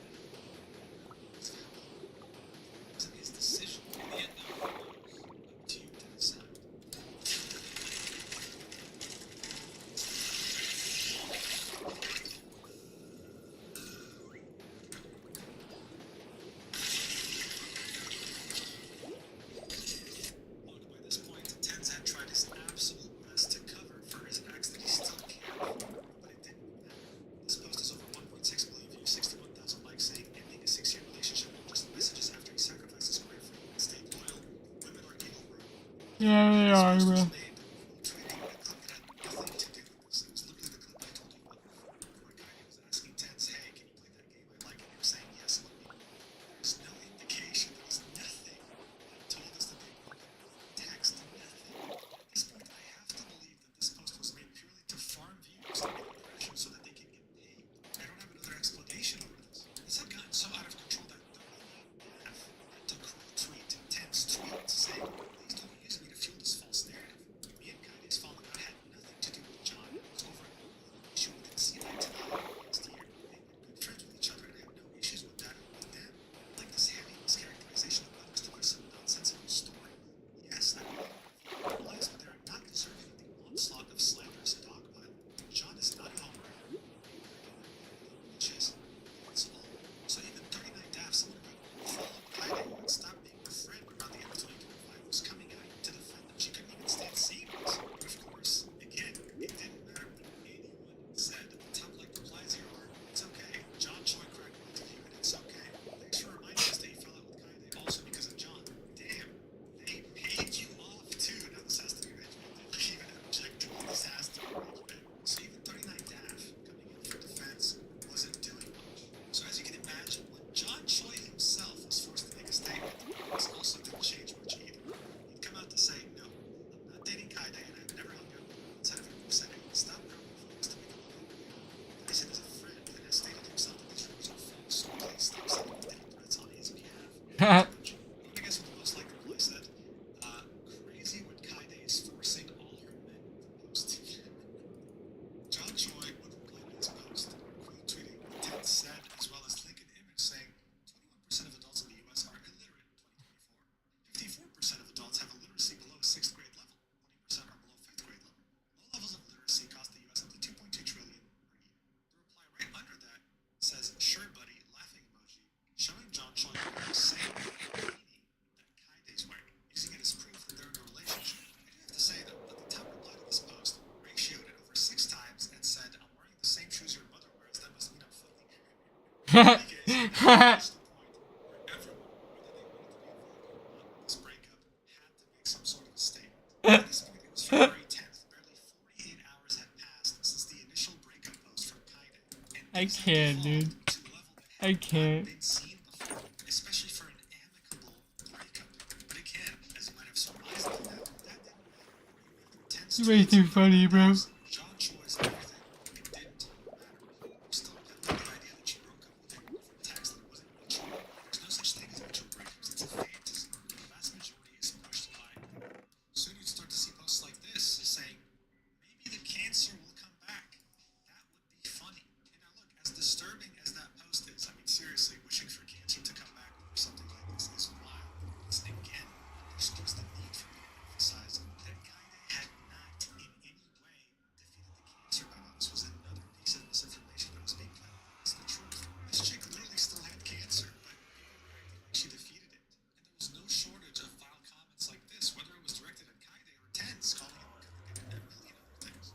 Just as you thought that maybe things were finally about to die down, finally move on from this very stupid, incredible, out of proportion drama, a self-admitted pedophile stepped into the game, and he would, for some reason, make it true a million times worse. Hunter Mims, otherwise known as 6CS, was a pro Valorant player. He actually was on the same exact team as Tense and played with him as a teammate in the Sentinels team. Oh, However, boy. he'd be kicked out of the team in 2023 when he'd be arrested following an altercation at a car dealership. A few months later, he'd be arrested again, this time for trespassing that same car dealership. His mugshot would, of course, be shared all over the internet. It was very obvious to his Dude, it's so actions and funny. his very erratic, crazy tweets. This person was deeply unwell. Something had happened. It was also deeply painful for his friends and people who knew him. It was Shazam, an ex-Counter-Strike pro, and someone who spotted the Valorant scene, tweeting this out after his second arrest. Hey guys, I have Sig blocked so I can make this tweet. He's not himself right now. Please try your best to ignore his tweets and erratic behavior for now. I promise this isn't who he is. Thanks for being understanding. In fact, on top of this, the Sentinel CEO also promised to be in contact with his family in order to try and help him. It seemed like no matter what they did, Sig didn't want to be helped. And unfortunately, it would get way worse. Yeah, it got really bad. Website known as ePal, where you can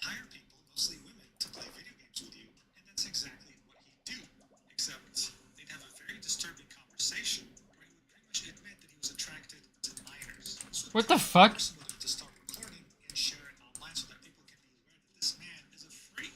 This would all be revealed in the beginning of 2025. Watch for your. There's one part of the mental load that so many people overlook. I really don't talk about like the so it affects so many people. Online rollout, they're super scared of themselves. And of course, like too young, like yeah, like they're 12, 13, 14, maybe, I don't know. Like that's really bad. And even of course I'm 27, so it's bad no matter what. So I won't justify it. I'm just still telling you my mindset. Like, and I'm not a violent person. I'm not a mean person. I'm not a rude person. I don't do drugs. I don't really drink alcohol. I don't. Huh? I don't What's fucking. going on Like, there? I don't insult people. I'm pretty like stable guy. So here he was, pretty much admitting to someone he just met, into 12-year-olds, or 13-year-olds, or 14-year-olds. He knew that this was very bad because he's 27. He tried to downplay it by saying he's not a violent person, he doesn't do drugs, etc., etc. One thing was obvious: this self-admitted pedophile was a very deeply disturbed person. He so badly needed help. It's not like there was any shortage of it. It just seemed like he was refusing it. In any case, as this was all happening, he would decide to join the dogpile. Tens working out. Again, tens used to be 16. Let's say, you know, I understand, this is just generally speaking.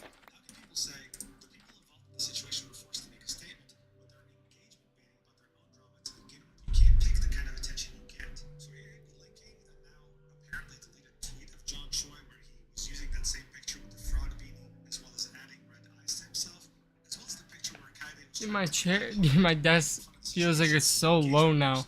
Seeing that this guy used I to just be put it a back friend down. of Ted's, this of course got a lot of attention, reaching almost 1 million views. However, what was really interesting here is that once 39 Daff was made aware of its existence, she took it upon herself to reply to it, saying, "Shut the fuck up." This one segment said, "Ah yes, very logical and in-depth response, classic range for you. Don't make me put your friend on blast, Daff, because I easily can." What exactly are you trying to defend here? I thought you didn't talk to these people. Saying, it's not like it's a secret. Most people distance from you as a result of your erratic on social media over the last few years. Talk to these people, but that doesn't mean I don't find it wrong to instigate the insane mob further. Words have weight as an ex-teammate. Delusional people are sourcing your suspicions founded on nothing to connect with related dots. These people can say, okay, I think you're just being a little emotional right now, but I'll go ahead and spill the beans. I'm sure Kaide will be very grateful for you. Give me 15 minutes. I wasn't instigating anything, nor was I raising suspicions. If you took one moment to read, you would see that. This is what Daff would say. In 5 minutes, I better see the spiciest beans of my life. This is when shit would truly get real. So much so there would become a Oh no.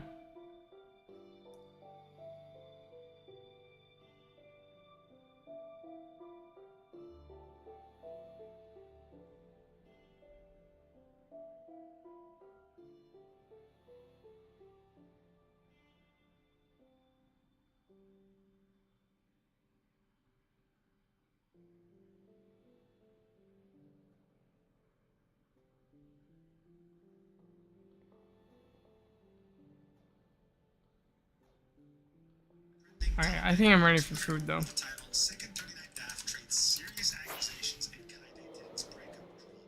He would quote tweet one of 39 Daff's replies to him and say, Daff decided to attack me personally over her own friend's engagement baiting on the timeline, so here it is. Kaide told me multiple times in multiple ways that she wanted to experiment with other men, and that was quite some time ago, so I can only imagine what she acted on. Anyone who thinks I'm lying about this can simply go back in time. Kaide literally sat down with me in Brazil one-on-one at a restaurant, and she admitted to this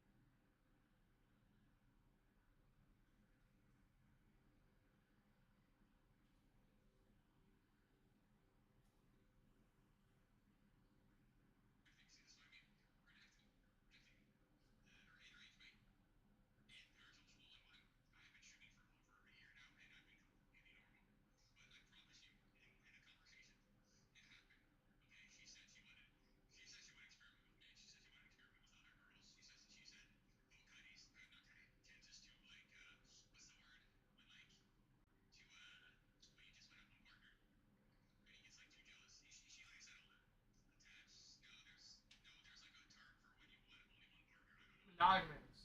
Yeah, she literally said he's like, she acted like it wasn't normal. He's like, oh yeah, he's so monogamous for like me to be able to like experiment with other people. I'm like, yeah, sure. So now he was more specific as to what he was saying. In his initial post, when he said she let me know multiple times in more ways than one that she wanted to experiment with other people, this is what he meant.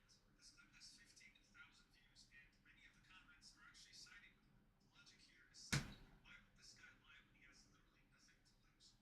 He has no friendships to care for, he has no team to get kicked out of, and he's really selling the idea that he's never felt better. He's known to have no filter and very easily admit terrible things about himself, like he did with that e-pill call where he was saying that he was attracted to minors. So why would he be lying about this today? On the next day, on February 13th, 2026, Sig retweeted again about this topic, this time saying, I've watched tits easily clutch 1 versus 5 in Valorant, but Huh.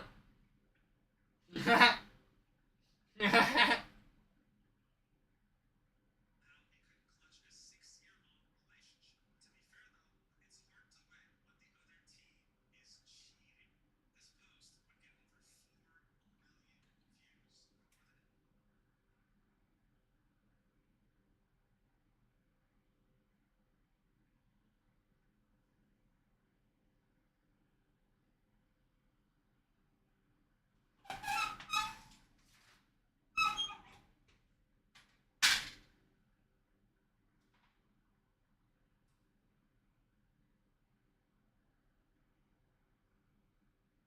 More than any post he's made so far. And for the people who had a problem with Kaide, Sig was becoming their representative, the voice of reason and the truth.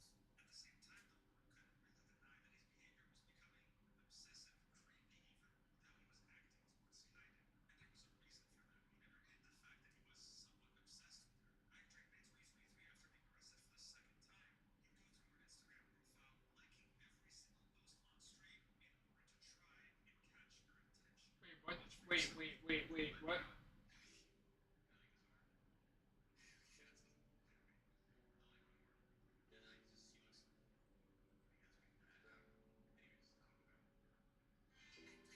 Dude, whoa, whoa, whoa, whoa, whoa, whoa, whoa.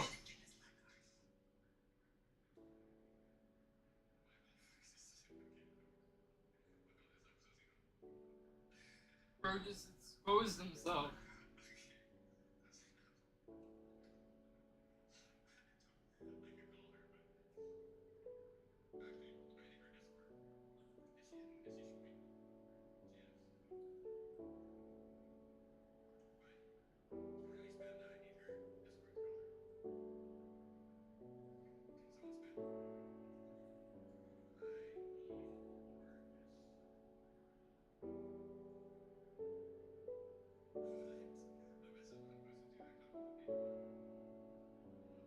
So does he truly have a problem with her? Is there a problem with him mentally? And is he really doing this because he thinks it's the right thing? Or because he's Uh-oh. always had a crush on her and is happy to see her finally breaking up with Tibbs? As you might have guessed by now, I'll let you come up with your own opinion. Just know though that barely before I was going to upload this video, he would make this comment on Twitter. Someone would reply to his post and say, at this rate, I think you might want Kaide. To which he would say, so what if I do question mark? Whatever, man. This dude is the Kanye West of Valorant, and that is a fact. But Sig causing so much damage wasn't the only thing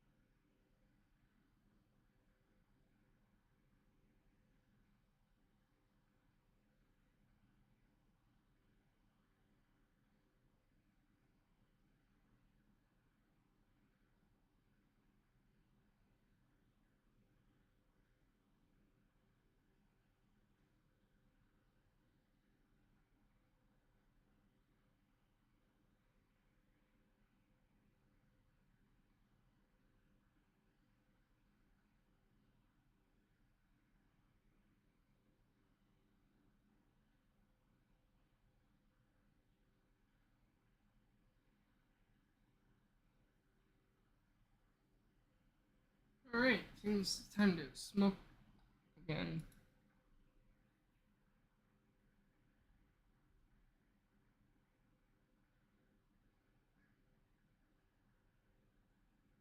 Once you understand the full scope of this, it'll seem 1,000 times worse. Here's how I'm gonna split the video. First, we're gonna talk about the context. Who is Dr. Disrespect? Where did he come from? What makes him special? What makes him unique? Then we'll head into what I think triggered his downfall, the year 2017, which we'll call Phase 1. Then we'll go over Phase 2. This was when he was banned from Twitch and triggered a 4-year mystery of theory crafting, trying to understand why he was banned. And then finally, we'll head into Phase 3, which is what's going on right now, June 2024, and how it relates completely to both Phase 1 and 2. Then we'll wrap everything up in a conclusion. So, without further ado, let's dive right into this mess. And speaking of messes, I created a highlights channel on YouTube for my Twitch stream because there's a lot of goofy, crazy moments that happen all the time. So we'll be compiling the best moments there. Link in the description and the pinned comment. Anyway, back to the video. When you see a wildfire of this magnitude, understanding where it came from makes it 1,000 times worse. This is why to fully understand this, as I always do on this channel, we have to go back to the absolute beginning. In this case, when Dr. Disrespect first came to me, and the person behind it all, Guy Beam. Dr. Disrespect's first ever video is still available on YouTube today with over 1.2 million views. It was uploaded on January 12th, 2010, so 14 years ago. This was back when Call of Duty commentary channels were the backbone of YouTube, right? Guy Beam saw the potential here and decided to give his own twist on this genre by creating a persona by the name of Dr. Disrespect, where he trash talks players and makes it fun to watch. This was actually one of his first innovations in this space. Every other commentary YouTuber was telling stories or just talking about their gameplay, but he was out here trash talking everyone, being an overall douchebag. And you know what? It worked. This would of course only be the beginning, because then he would start reaching out to bigger content creators than him while staying in character. So he wouldn't be reaching out as Guy Beam, he'd be reaching out as Dr. Disrespect, which these content creators found really funny. So of course, they collabed. This led to one of the biggest titans on YouTube at the time to take notice of him, and that's none other than Machinima. Look, if you were on YouTube at the time,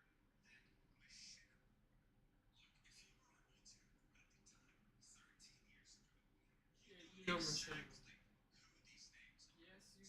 Sark, Hutch, Seananners, they were the fundamental pillars of the YouTube Let's Play community. You see them in this video on their way to the reveal night of Call of Duty Black Ops. They're just being silly and stupid as always, and then all of a sudden, you see the one and only Dr. Disrespect. He was already hanging out with some of the most creative people on YouTube back then, and regardless of the controversies that happened with Machinima in the years to come, back then, it was a space of the highest type of creativity on YouTube, and he was a part of it. Guy would continue to develop Dr. Disrespect and would establish a backstory for him. The fact that he was a former member of Optic and was a 2-time champion in 1993 and 1994, and the blockbuster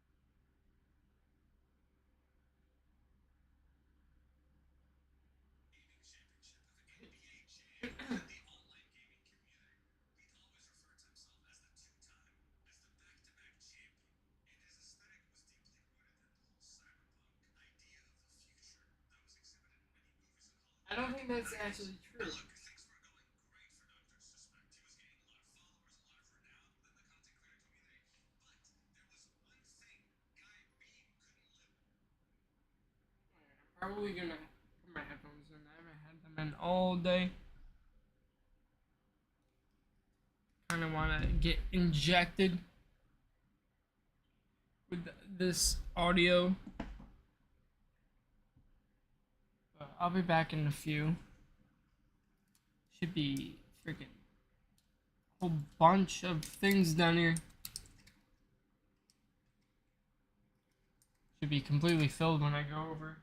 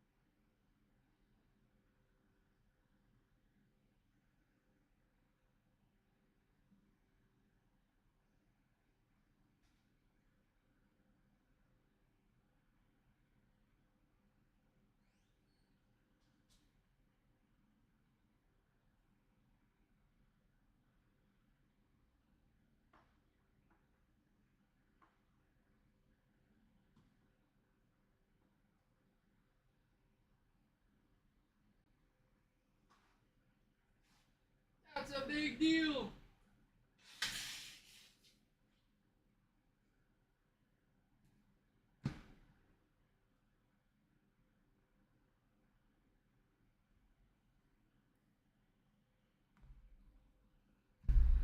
The beginning of the end. Oh no.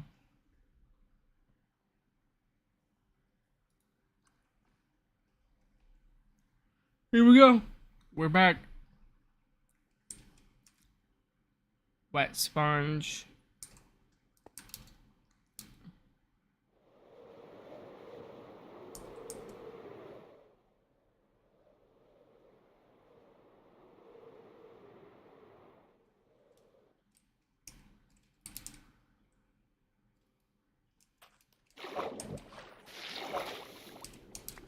Shouldn't take me too long.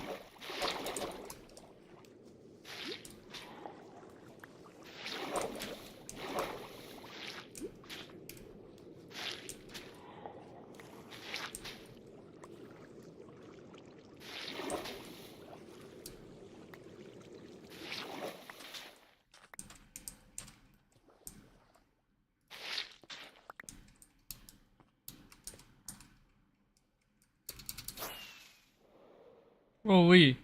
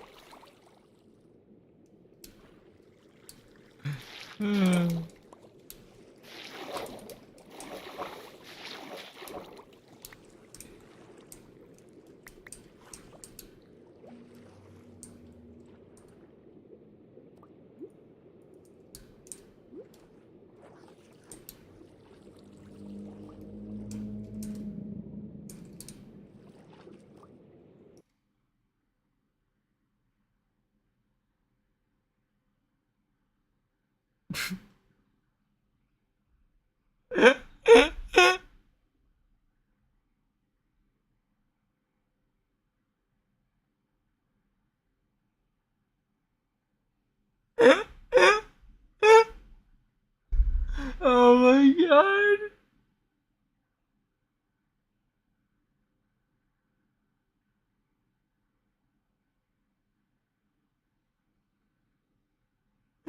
Oh my god.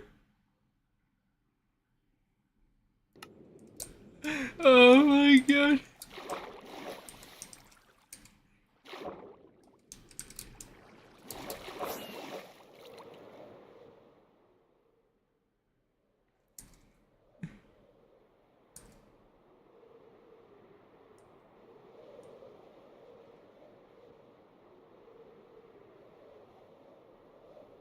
Oh no.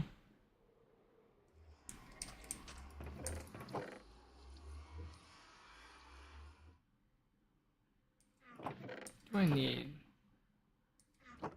Some sand. Guess I don't need to get it from here. Let's go in here and kill these guys.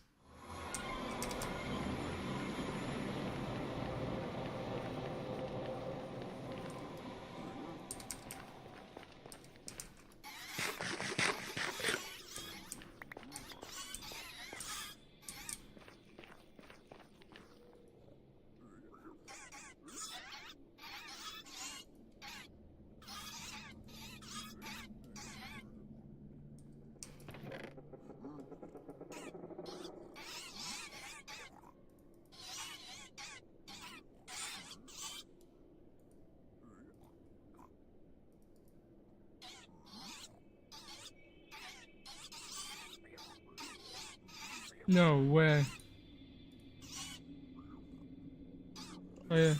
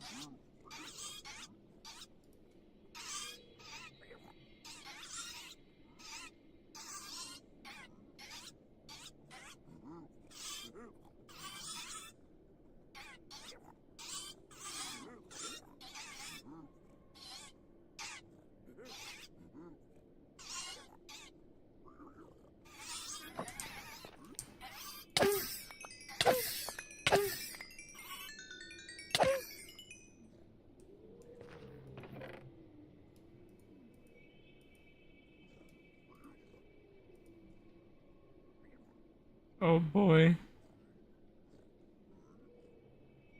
Oh boy.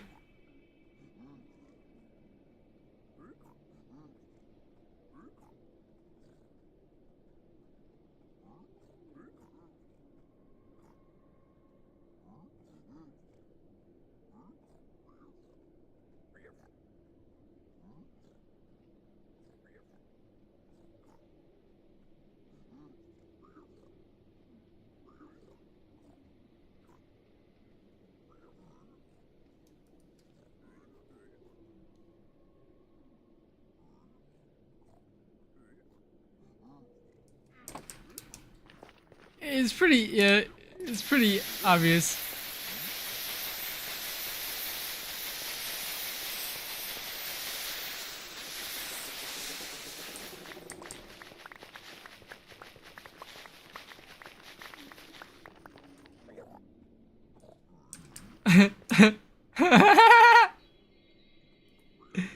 Oh, dude.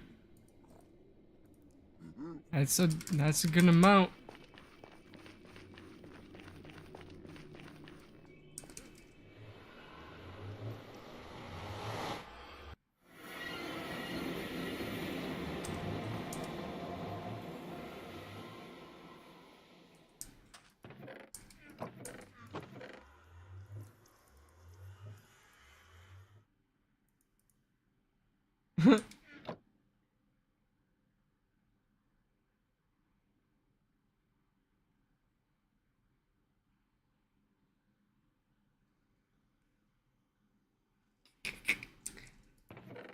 Oh boy.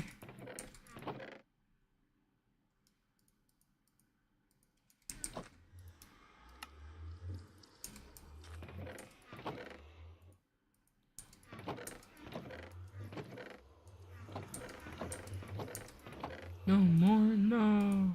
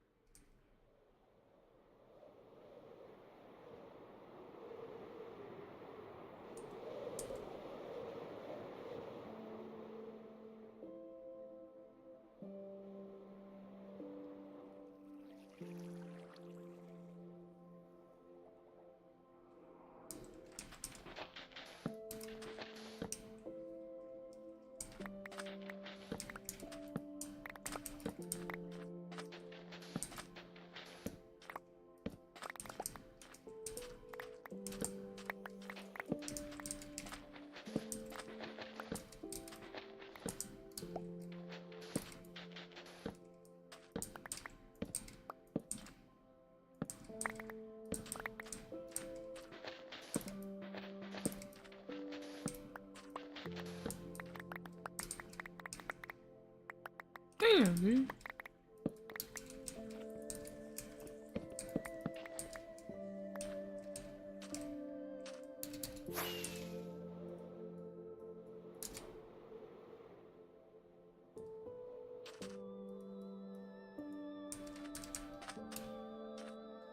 I'm pretty sure I saw that.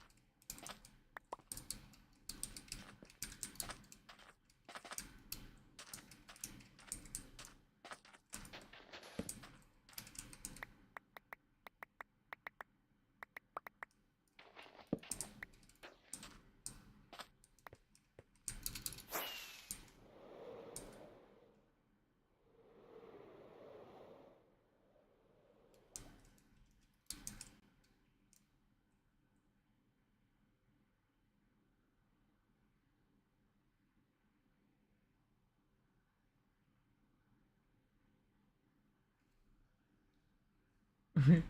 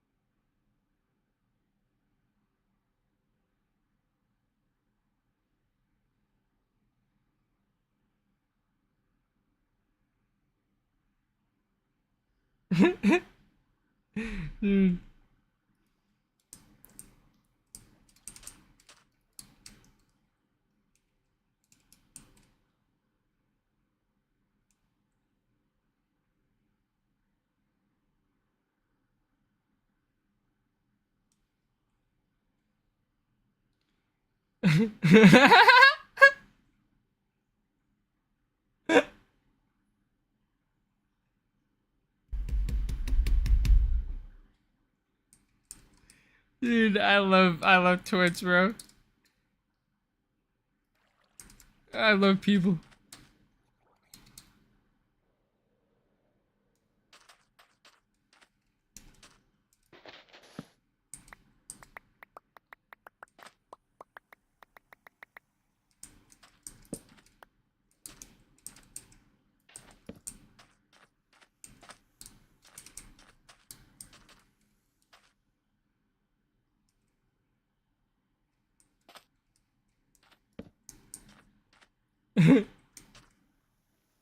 Dis-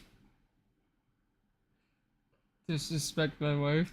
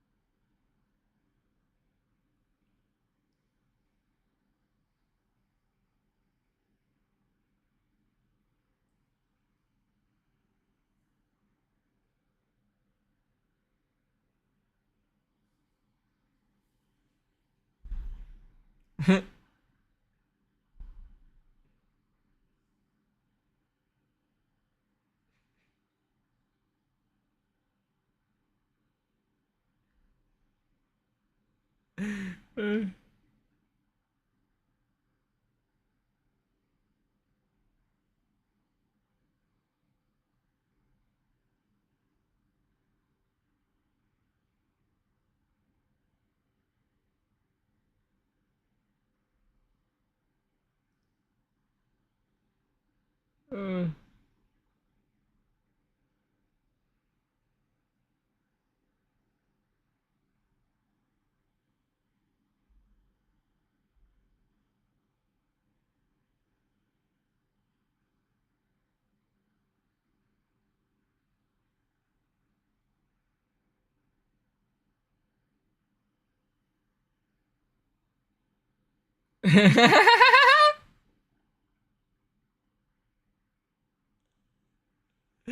Dude.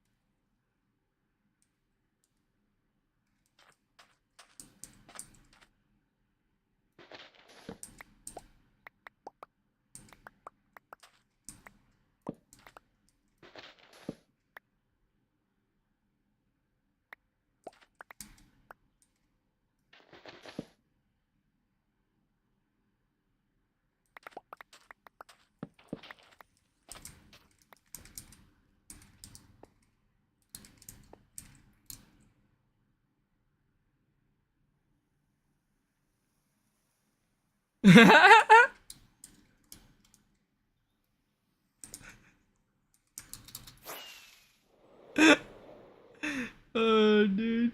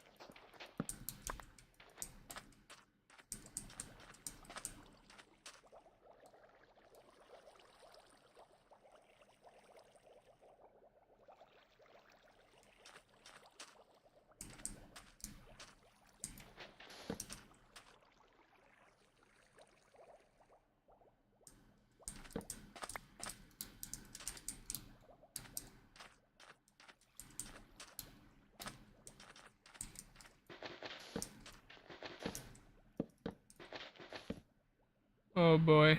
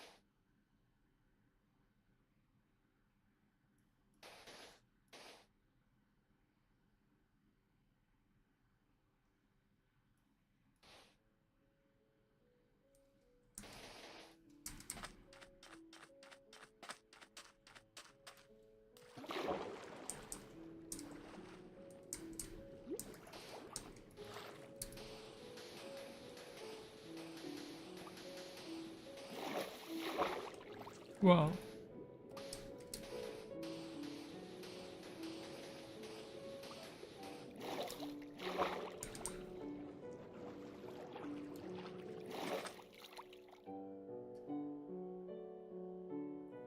Thing is becoming daytime.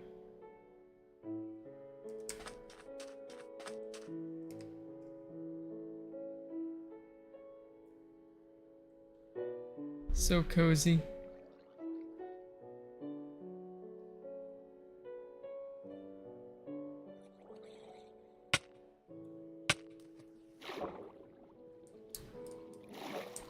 Hey.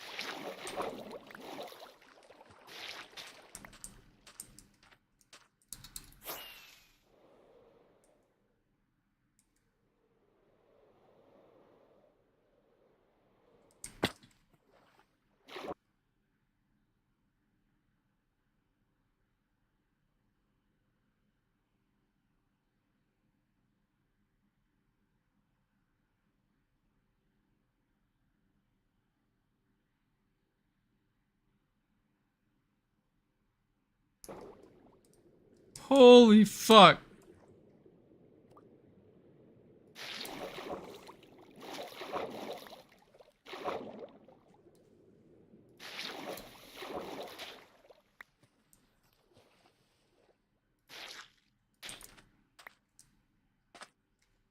That wasn't casual. That was...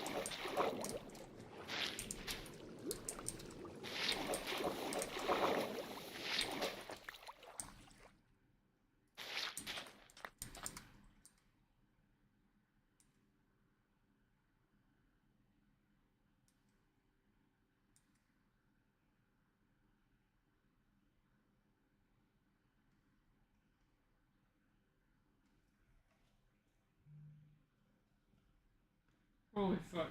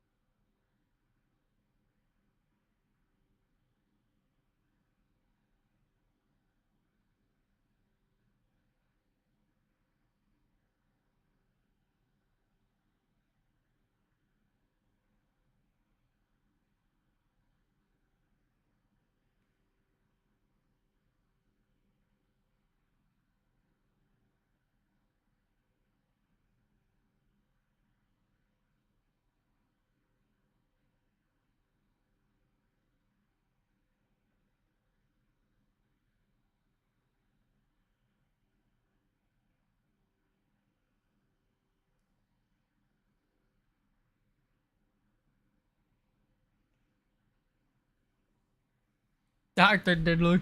Yeah, it was fun.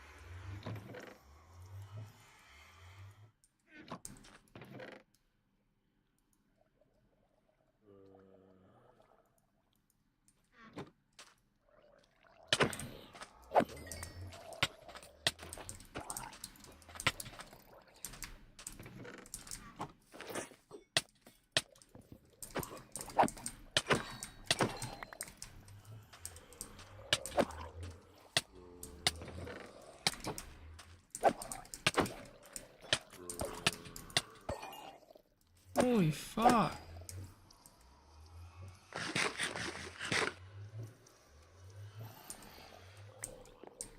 Oh.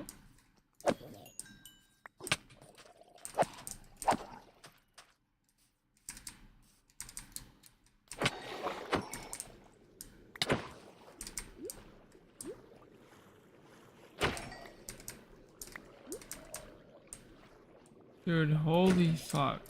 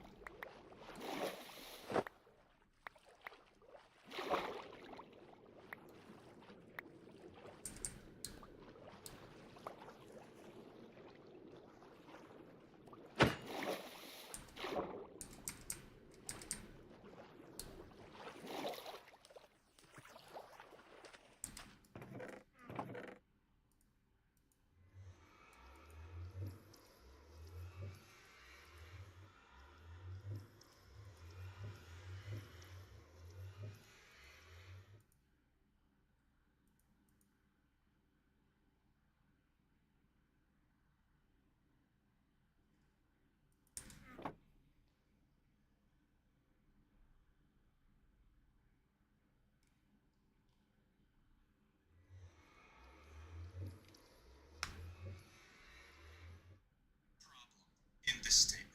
As you can see here, it says last edited. Well, let's check the edit history. As you can see, there are 3 different versions. The first version is the exact same version as the first one. But the second version, made right after the first one, didn't have the word minor in it. It says, were there Twitch Whisper messages with an individual back in 2017? And then, when he got called out for it, he re-added minor in the final statement. So already, things were looking really bad. Why would he do that? Why would he remove minor then add it back? What is he trying to do? And if you watched my last video, you know what I'm talking about. If you make a long statement, and there's one minor little inconsistency, no but. Pun intended, for sure. But he's gonna say no pun intended.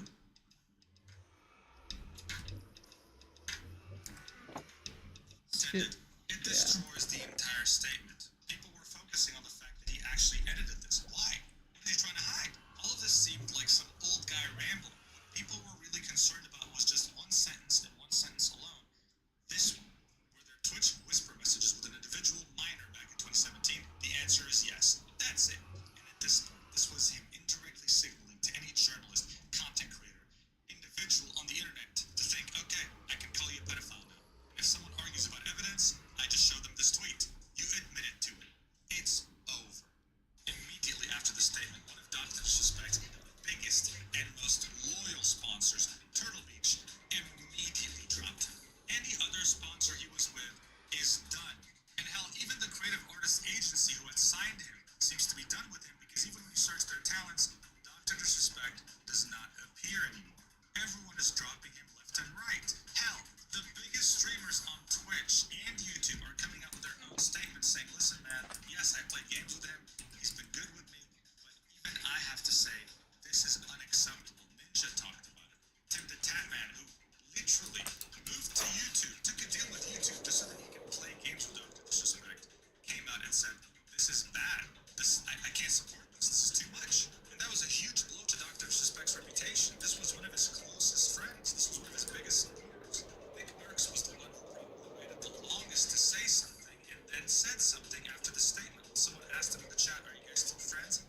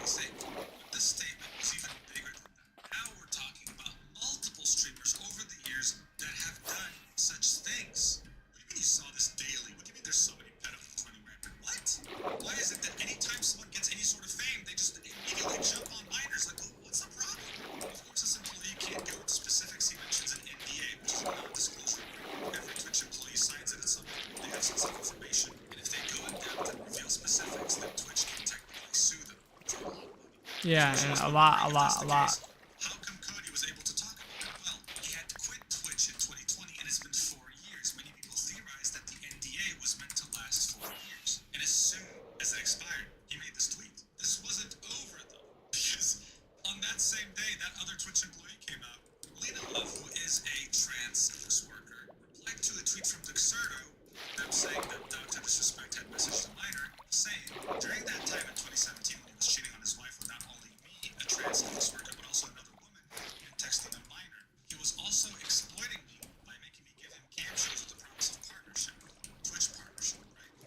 After the cam shows, he went ahead and blocked me. So it is true, they didn't meet in 2017. I mean, Dr. Disrespect's here. 2017 was insane. I don't know what the hell he was up to. He was messaging a minor, going out with a trans sex worker. Like, he was just in every spectrum possible of being a degenerate. He was doing it. But look, this right here is some of their DMs.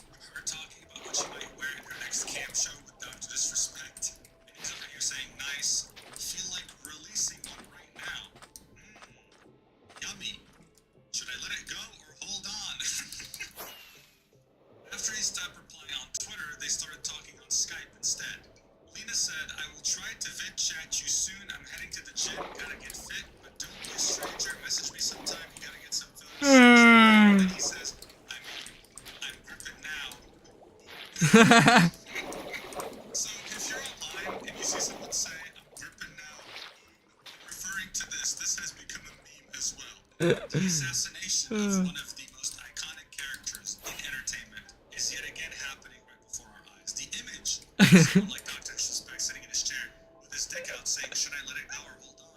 I mean, that by itself, regardless of the minor controversy, that by itself is insane. It's also very ironic because he got denied a Starfield sponsor with Bethesda, and their reasoning was that he was transphobic. I mean, I love irony, but still, believe it or not, some people are still defending Dr. Disrespect even after everything that's been exposed so far. Still going on about the fact that there's not enough evidence. So, just for them, a Rolling Stone article came out and it was a bombshell. One of the two writers of this article was actually Slasher, and in it, they interview an anonymous Twitch employee, and man, what they reveal is insane. There are two main points you should take away from this article. The first one is that Dr. Disrespect was told by the minor he was DMing that they were underage alcohol films in a bathroom. And I love Oh this boy. scene, like, scratch yourself off, and it's just, it's not with the animation, it's just like, see what happens. See what happens. Allen! $33. I'm keeping this one. I don't care if this is, I'm filming right now. I get to keep this one myself. You better mail this to my house. I'm not. It's very clear, and that he only started to get freaky and inappropriate sexually after the fact, after understanding that they were a minor. This, of course, Yeah, was that's told to us crazy. by the Twitch employee. However, the DMs themselves were not leaked. It's really important context, though, because his defenders, their main defense is that the minor was 17. I've seen that thrown around everywhere. I'm not sure if that's the case. It wasn't a Dr. Disrespect statement, but all I can say is this. If you're 35 years old like Dr. Disrespect was in 2017, you're talking to someone, they say they're 17, they explicitly tell you that, and you start to talk sexually to them, that is a concern. I don't care how close they are to 18, bro. Like, that's the thing. It's a matter of principle. The second thing to take away from this article is that Twitch had reported Dr. Disrespect to the National Center for Missing and Exploited Children. This shows us that Twitch staff was so worried they had decided to do that. All of a sudden, Dr. Disrespect's statement saying that there was no intent involved and that they only spoke about inappropriate topics sometimes seemed to sound more and more like utter bullshit. But it also showed that Twitch was definitely not trying to cover this up.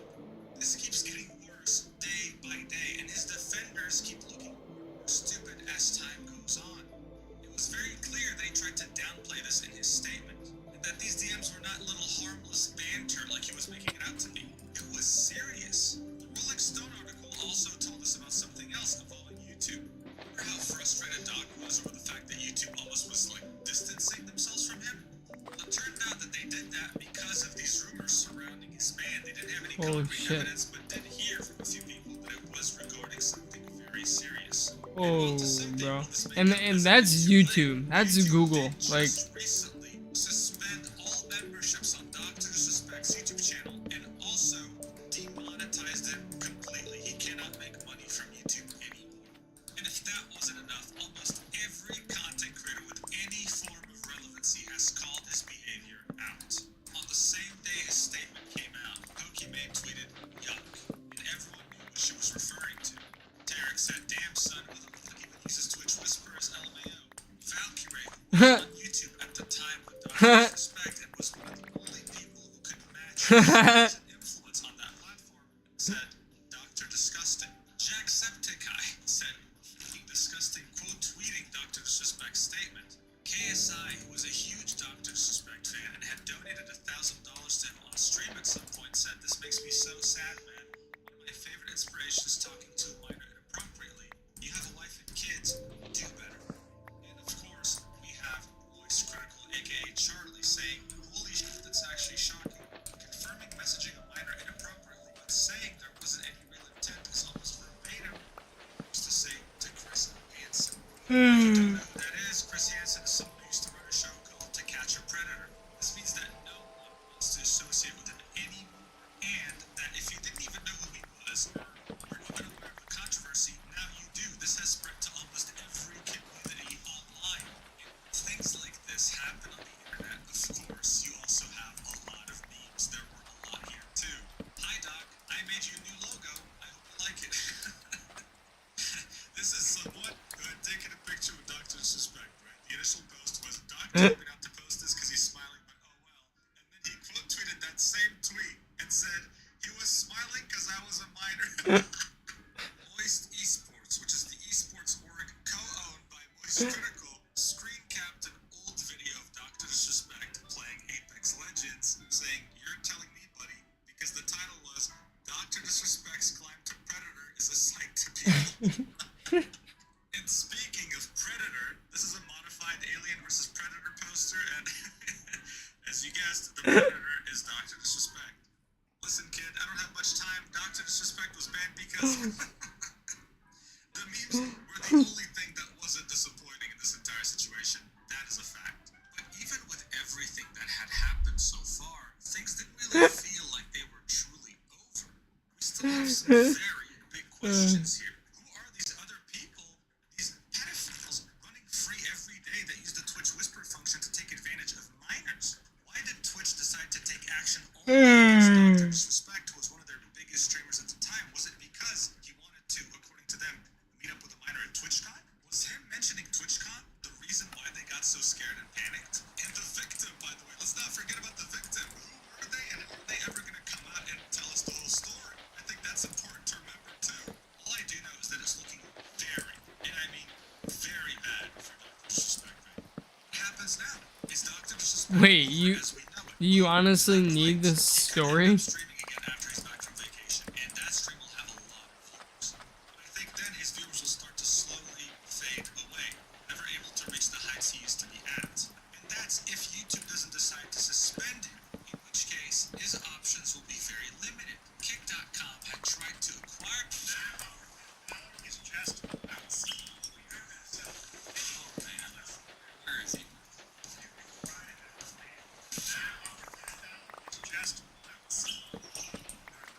looks like another vacation. Here.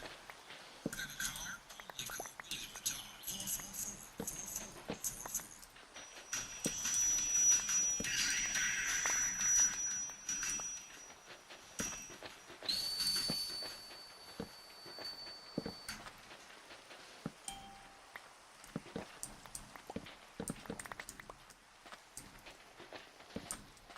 To disrespect at some point, but then he stated on stream that they simply just couldn't afford him, so he turned them down.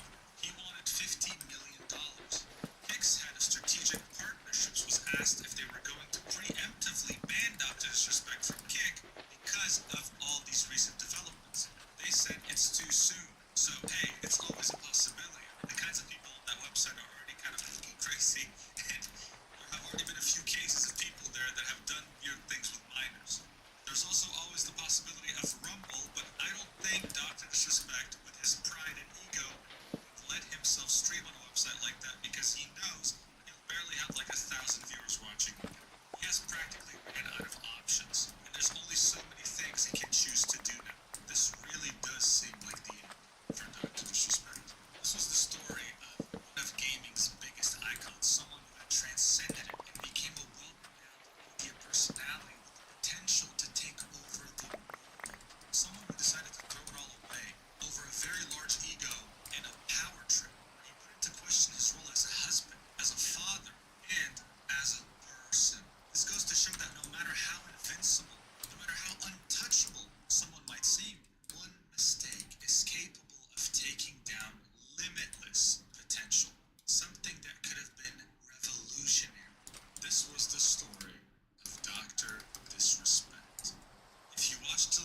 you're insane, and I love you. Thank you so much for going through the whole video, and I hope you enjoyed Dude, it. I'm or at taking least a one little thing break, dude. before